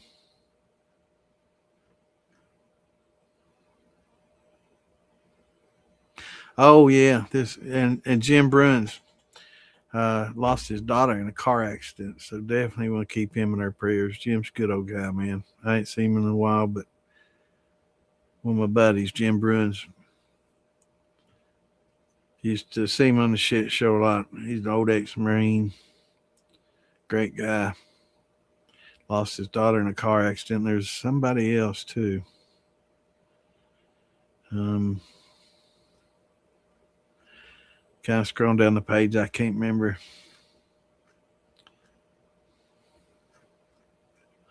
Also, I did want to note, let me see here. Where is that? There is a raffle for a steel that Sandman is putting together. I'm looking for the post to that. So you definitely want to get on that. I think I'm going to have to find it because I don't want to say it's a 20 and it not be a 20. Let me scroll down here and find it. I can't see any comments right now if anybody's commenting. So if you are, I apologize, but got a little bit slow. So I think the winner is going to be picked at Fire in a Bottle. But I do want to find the details on that. And also, I'm since if we don't get a lot of questions, sometimes I'm going to go to groups and just pull up some questions and ask. Oh yeah, we were going to talk about yeast, so let me do that as well. Let me do that as well. So let me find the post, and it really bothers me that I can't do things in chronological. I don't know why. I can't see them. But anyway, get with look on the militia page. We'll have to post it again, and maybe we can put it in the featured, so it'll be at the top and stick at the top, and maybe I'll figure out how to. Usually, there's a thing here that you can click, and it shows view everything in a chronological order, or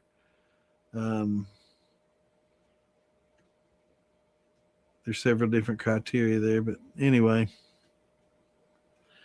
All right. Anyway, let's talk about yeast beds. All right. And we talk about often recovering the yeast out of your yeast bed and kind of sieving and getting rid of all the other stuff. I read a pretty good article on one of the better ways to do that, and enjoyed it. And it was a very good. And here, what you want to do, like you get your yeast bed, right? Once you siphon off all your clears and you got that yeast bed, even if you press all your juice out of it, let that settle, and then, siphon off that. You don't want to get it when it's real milky, right? So all that's left when you siphon off that second, save that, right? And put it all in the same vat together. Get you some distilled water, stir it up really, really, really well. Wait about 15 to 20 minutes, and then siphon off all that milky water, right? So you'll save that. That's a lot of live yeast there. Also, you'll look at your yeast bed as it settles down. And as it settles, you'll see a very white layer on top, and then you'll have some heavier stuff on bottom. If you can siphon off all that white stuff on the top, that will be most of your yeast. And a lot of the flocculants below that will be a little bit darker. It'll be you'll see a difference in your color if you have a clear, if it's in a glass, right? If you're using one of these blue, 5-gallon water bottles, it's going to be a little harder to discern, but it's going to be on top. So shake it up, and you can shake it a second time and let that settle. Once you get all your milky water out, you can put a little bit more water in there, shake it up, and let it settle. But you'll notice that it'll be real white on the top and then darker below that. If you can siphon off all that white at the top, that's going to be more of your live yeast. And then you can kind of rinse through and screen anything else that's in the bottom, and screen out any of the large particles, organic particles. And then anything in the bottom of that is going to be a lot of dead yeast that you can reuse. But you want to try to take a lot of your organic matter out. But the real white and the real milky water that's off that will have, and you can let that settle again, right? Once you get that milky water off, you're going to let that settle, and it's going to have a lot of high concentration of yeast in it, right? So you're going to siphon all that water off and then pour that in a jar, and then you're going to have good yeast there. But you also want to siphon off that settles again in that big vat, right? That's got most of your yeast bed in there. So hopefully I'm describing it right. So let's just say we got a 5-gallon water bottle, right? And it's got a yeast bed in it that's 2 inches thick. Okay. So we're going to pour in a couple of gallons of water, and it's going to be above the yeast beds and clear water. So you're going to shake this all up, right? You're going to wait 5 or 10 minutes, and then you're going to siphon off everything that does. I'm sorry, 15 minutes, 15 to 20, and everything that settles down, you're not going to take yet.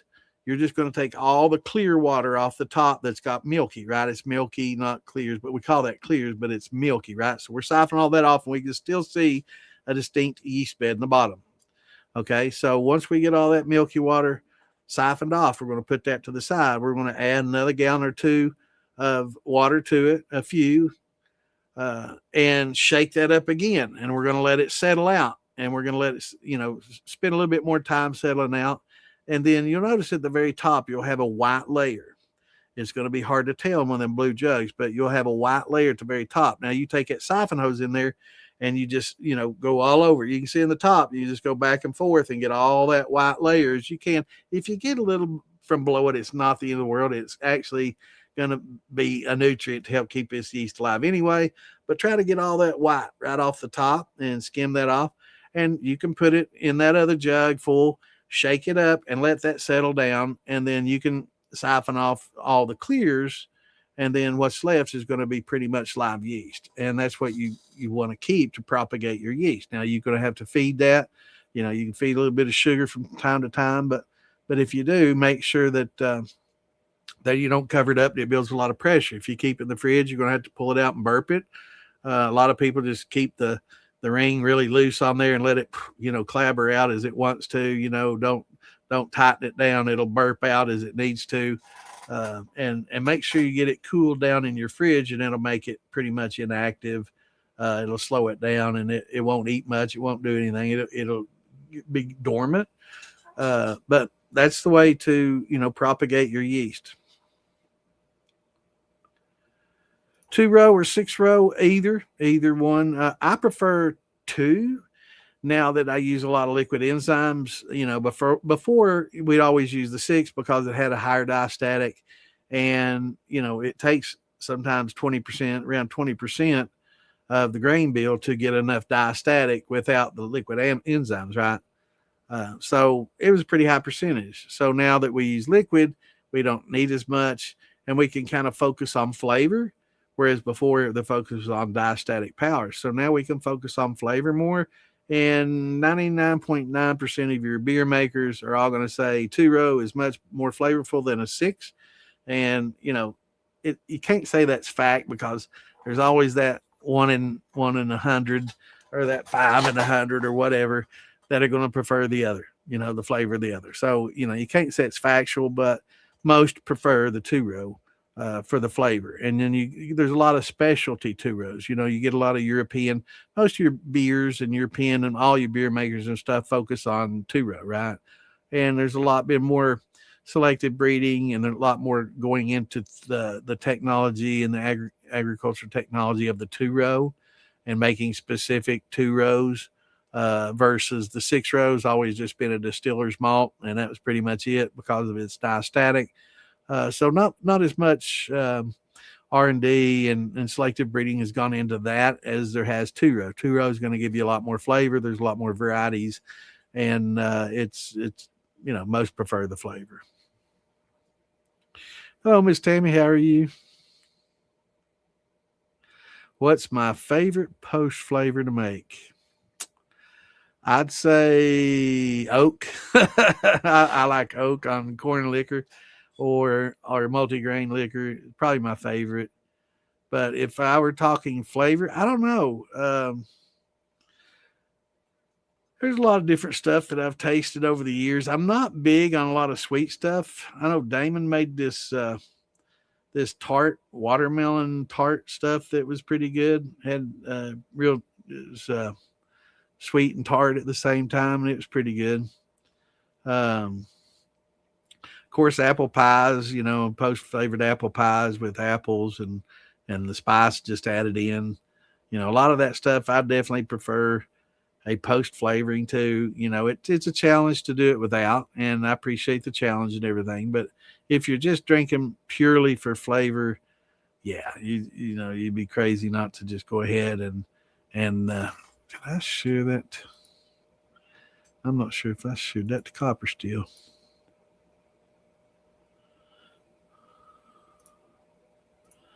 Yeah. So it's being a lot more acceptable now to post flavor stuff. I will say I don't like most of it because most people over sweeten it, and it's like taking sugar and Kool-Aid mix and pouring one shot of vodka in. It's just so concentrated and so sugary. It's just way too much. And I don't like a lot of the creams either because I'm not really big on cream. What's going on, Brian? Good to see you, brother. So I'm not real big on cream, but uh,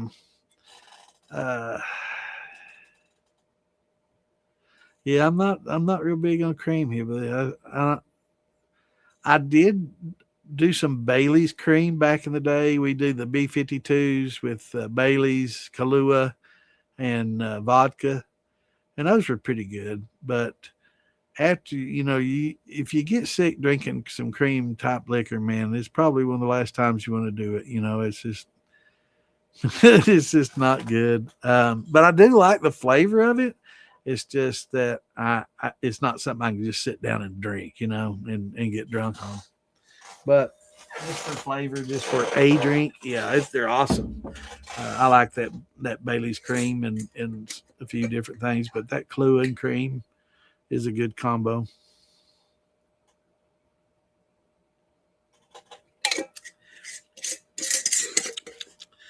Not bad. It ain't well, but not bad at all.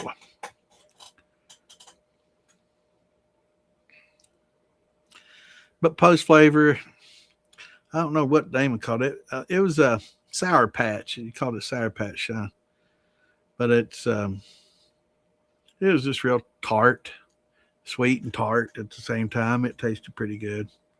I like stuff. It's candy though. It's like eating candy. Um, but I've tasted a lot of them at the festivals and stuff, and I don't want to hurt anybody's feelings, but I just not real big on heavy sugared. I think everybody goes way overboard, and that's just my personal opinion. I know a lot of people like it that way, and they love that sweet, ultra sweet stuff, and that's great. It's just not something you want to get drunk on, or you're going to have a mean hangover. But I just don't like all that really ultra sweet stuff, and that seems to be what wins competitions and stuff is for the post flavors. Some of that sweet stuff. I did try some. It's this juice that comes in looks like an old milk carton, the old quart, big tall milk cartons. This comes in a carton like the orange juice used to. It comes in a carton, and it has like guava, pineapple, and something else, maybe pear or something else unique. And I drank some of that combined with like a vodka, and that shit was awesome. I really liked that, and it wasn't over sweet. And they'd proofed it, proofed the vodka down with it. It was definitely had a bite. You knew what you were drinking some alcohol. That's a must. First things first. That's a must.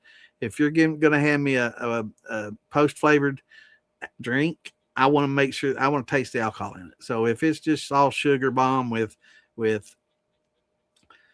Kool-Aid mix and all these other sweet mixes and all these other syrups and you know I better be able to taste some alcohol in it, or else I'm not gonna like it. It's just a waste.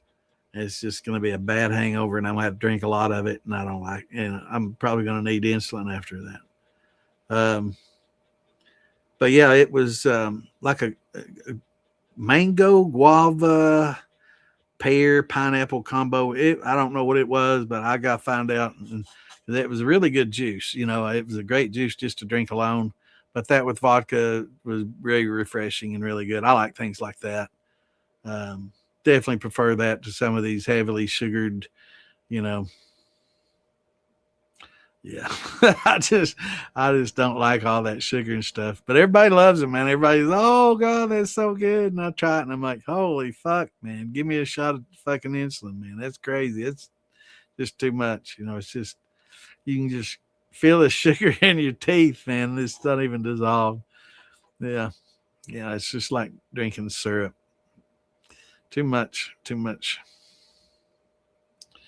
So yeah, I'm not a big fan of those, but like an apple pie with a good spice, and a apple brandy with just a little bit of spice to it. But I can tell I'm drinking a brandy, a 80 proof brandy. Yeah, I like something like that much better than a lot of the sugar stuff. So yeah, any good brandy, um, I definitely prefer, whether it's been poached or not. Just something, add the fruit to it, add an apple to it, or proof it with concentrated apples. Anything like that, fine, great, wonderful.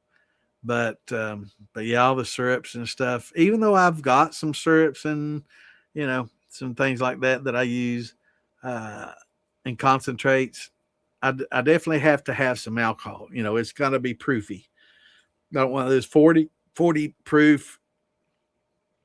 Forget about it. Not for me. It's definitely not for me. It's going to have to be, start with 100 and proof it down to 70 or 80, and add some flavor to it, but keep it, where I can taste some alcohol. And I'm definitely going to prefer that over a 40 proof sugar down syrup drink. Just horrible. Remember the old fountain drinks? When they mix the Coke syrup with the soda water and make the fountain drink. To me, a lot of those taste like, the soda water didn't come through and I'm just drinking the fountain syrup. It's just horrible.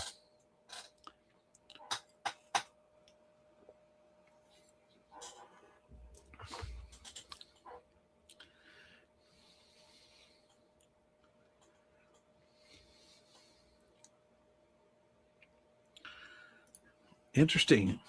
Kirschwasser using cherries from a semi-local farm. Now, I've made some really good cherry wine. Now, that's another thing. Most of my brandies never hit the distiller. It just doesn't make it to the pot because I tasted in the must stage, and like, man, there's no way I'm distilling that and losing all that flavor. Even if I retain just a touch of flavor like a decent brandy. I made a cherry wine uh, a couple of few years ago that I got the 99 cent a pound cherries and made it work. But I just can't do the $3.29 cherries, and make it work. So yeah, if you know a farmer, if you can get it cheap or free or overripe, and you need to clean a little bit of fuzz off of it here and there, that's perfect for a brandy that you're going to distill. You can clean it up and wipe it and just cut off all the bad spots and ferment it and heat it up, or use some potassium metabisulfate, and you'll kill all the bacteria off that's causing that fuzz. Yeah, it is, man. It is. And mine never, a lot of mine are still sitting in the bottles in there, man. They just I've got blackberry, I've got some strawberry champagne that's going to be a strawberry brandy, never made it. The cherry brandy never made it. Got a couple blackberry wines that's just never made it. A lot of plum wines. I was gonna make some Slivovich, and it's like, nope, not. So if it's not a real good wine, yeah, it'll go into the distiller. But if it's a good wine, yeah, it gets bottled. Yeah, I'll take it a little longer secondary fermentation and airlock it for 6 to 8 months, and then bottle that shit up. Got quite a few cases of wine, and then after it sits in there for a year or two, if I don't drink it, then I'll, if it starts to get a little funky, I'll pour it in the pot and make something neutral out of it, or make a Slivovich or whatever out of it. I've got some plum wine in there that probably going to go into my next mixed distillation, when I just throw in a lot of bottles of wine and stuff. That's because a lot of your fruits, it's not all your fruit wines aren't like grapes. Grapes tend to get better over the years, as long as you lay them sideways and keep that cork hydrated and sealed off well. they just get better with time. They estrify and work and age well and mature. But a lot of fruit wines won't. A lot of like plum wines, the Slivovich and strawberries, and cherries. Cherries kind of mixed, but a lot of your fruit wines, like if you have a peach wine, apple wine, a lot of those stuff, those don't, after 2 or 3 years, forget it. They just don't taste as good anymore. They're just stale. And then you can always run those through the column and clean them up or get the alcohol off of it. Basically all you're doing. But yeah, every once in a while I'll run a case or two of bottles if it's just not good anymore. But most of all my grape wines, they don't do that. And that cherry wine, there's only a few bottles of it left, so I won't do that to that. But it was very popular. The cherry wine, probably one of my best. It's just so expensive to buy the damn cherries, man. It's just crazy. I'm cheap, but it's like, it's really tough for me to spend, a couple $100 for a case of wine. Just tough. But if I can find it on sale, definitely. And grapes, I don't know. I guess 99 cents a pound's my go-to. So if it gets less than $1 a pound, you know, and it's pretty decent fruit, yeah, I'll go for it. But I wish I lived or knew some orchard owners. Definitely need to get out there because I can pick me some blackberries for free. So I get free blackberries. That's why I got a lot of blackberry wine. I've actually got some in there. I need to run, but um, a lot of blackberry wine, but and some blueberries. But cherries, man, I love cherry wine. It's good stuff. So yeah, that should turn out real well. But yeah, it's and it's not going to keep forever either. Like the grapes. But I think cherries do a little bit better uh, over time than a lot of the other fruits. But I will say you got to take care to make sure that it doesn't taste medicine-y because a lot of times the cherry wine can kind of taste like a cough syrup if you try to maintain too much sweetness and don't have that tart, um, dry. I mean, some people like the sweet wines. I kind of prefer the tart, but I had the white wine that I made was really really stout, very I think it was like 16% alcohol, and we called it Sweet Heat, and it still retained some sweetness. Had a high proof, and everybody loved it. It was sweet, and it was had an astringency to it though, so you could taste the alcohol. Got better over time, but yeah, it was awesome. But yeah, they've got a place and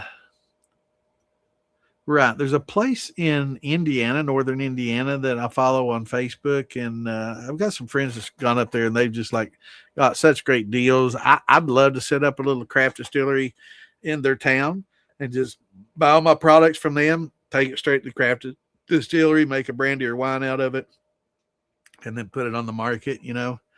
Because you'd be able to make a go of it because you're getting stuff pallets and pallets, $1 a pallet, right? $5 for a pallet full wrapped up, $1 a case, huge amounts, right? And it you could definitely make a go of it, if you're getting it that cheap or if you're growing it yourself. I don't think you could grow it that cheap, really. I think they sell it cheaper than it can be grown, but it's either sell it at that stage or just put it in a mulch pile and turn it under, or feed it to the hogs. What are you going to do? Quarter of the cost. Yeah. Yeah, exactly. Yep. And this place even less, man. I'm not going to give up my secret. I'm not going to tell everybody. I'm going to be mean, but let me pull them up. Man, I saw some stuff they had the other day. I just want to give you an example.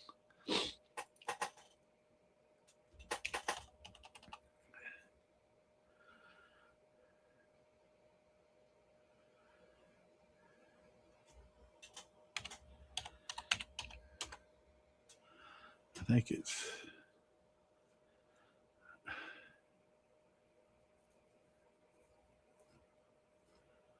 Maybe. Damn.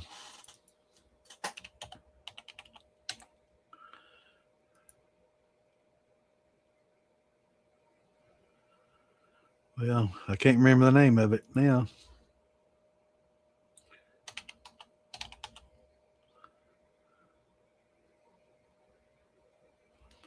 Well, shit. It'll take a while. I'll have to find it, but I will share it. No, John Bentz went up there and got some blueberries. It's alder something. I can't remember. Aldershock or something like that. But anyway, I mean, they sell pallets for like $1, $5 a pallet. Talking 15 cases for $5 or something. It's crazy, crazy cheap, and they sell huge volumes, right? And it's an honor system. They just have it sitting there. You pull up and see what you want, put your money in the box, and they got cameras. You just show them how much money, you show them what you're getting, put your money in, and it's on the honor system, and go. I've got to find that, man. That's killing me now. Let's see here. I'll find that damn page.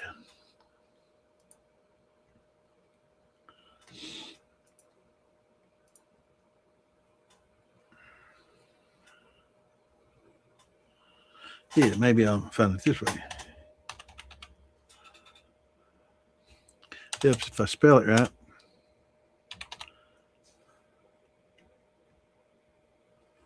No. Well, I don't follow that many places, so I'm sure let's scroll down and find it here real quick. Just give me a minute. I want to share it, 'cause that way if somebody lives close to it, they can take advantage of it. It's just too far. It is Andershock, not Aldershock. It's Andershock Produce. So you can look them up on Facebook. Andershock Produce. So right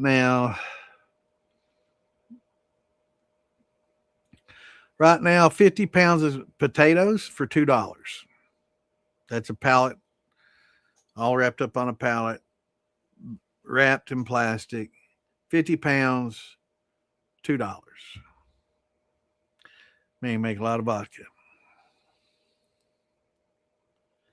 That's beautiful. Let's see what these watermelons are. Got some watermelons, seedless. Doesn't say the price though.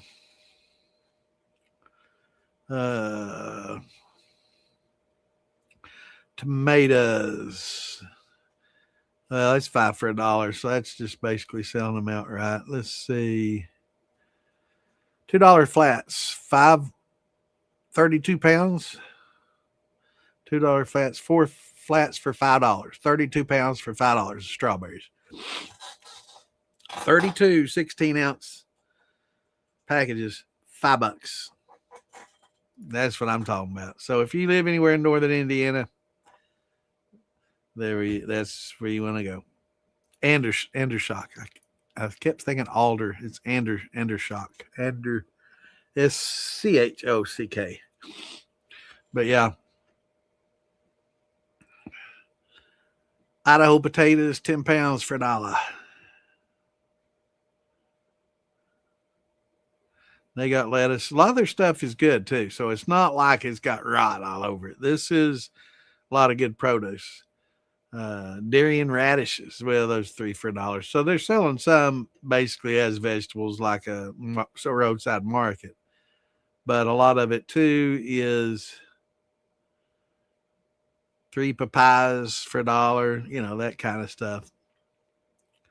But yeah, some of it's pallets for $5. Like I said, it's crazy cheap. Potato deal, 50 pounds for $2. That's cheap. Make you a lot of vodka. Here is $1 each pineapples, and maybe give you a little break on a case.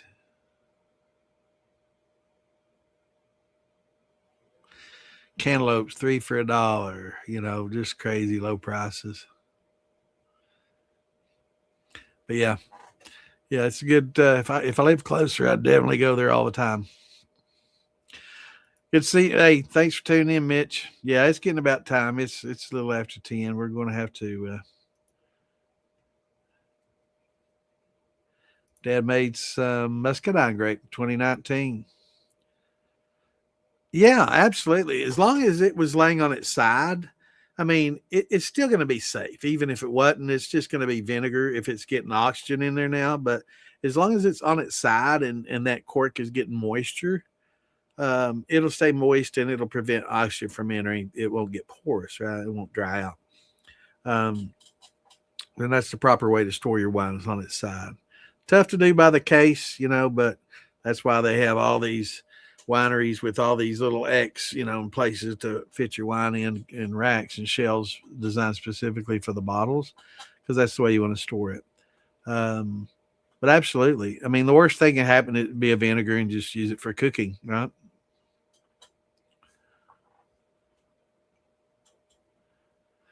Yep. See you Saturday, brother.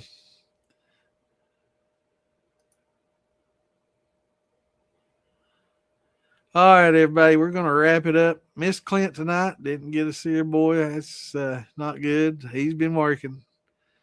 He's enjoying what he's doing though. He's got a little side hustle going on, and it takes up a little bit of his time, but he's making decent money at it. So it's and it's definitely helping out. He's had some car repairs. Now I think he's just gonna try to fix it up and sell it and get a new car. So we've been kind of looking at deals, and I think Camry's about as good as you're going to get for, if you're going to make money driving and delivering and things like that. Kind of hard to go wrong, but got to get that good mileage.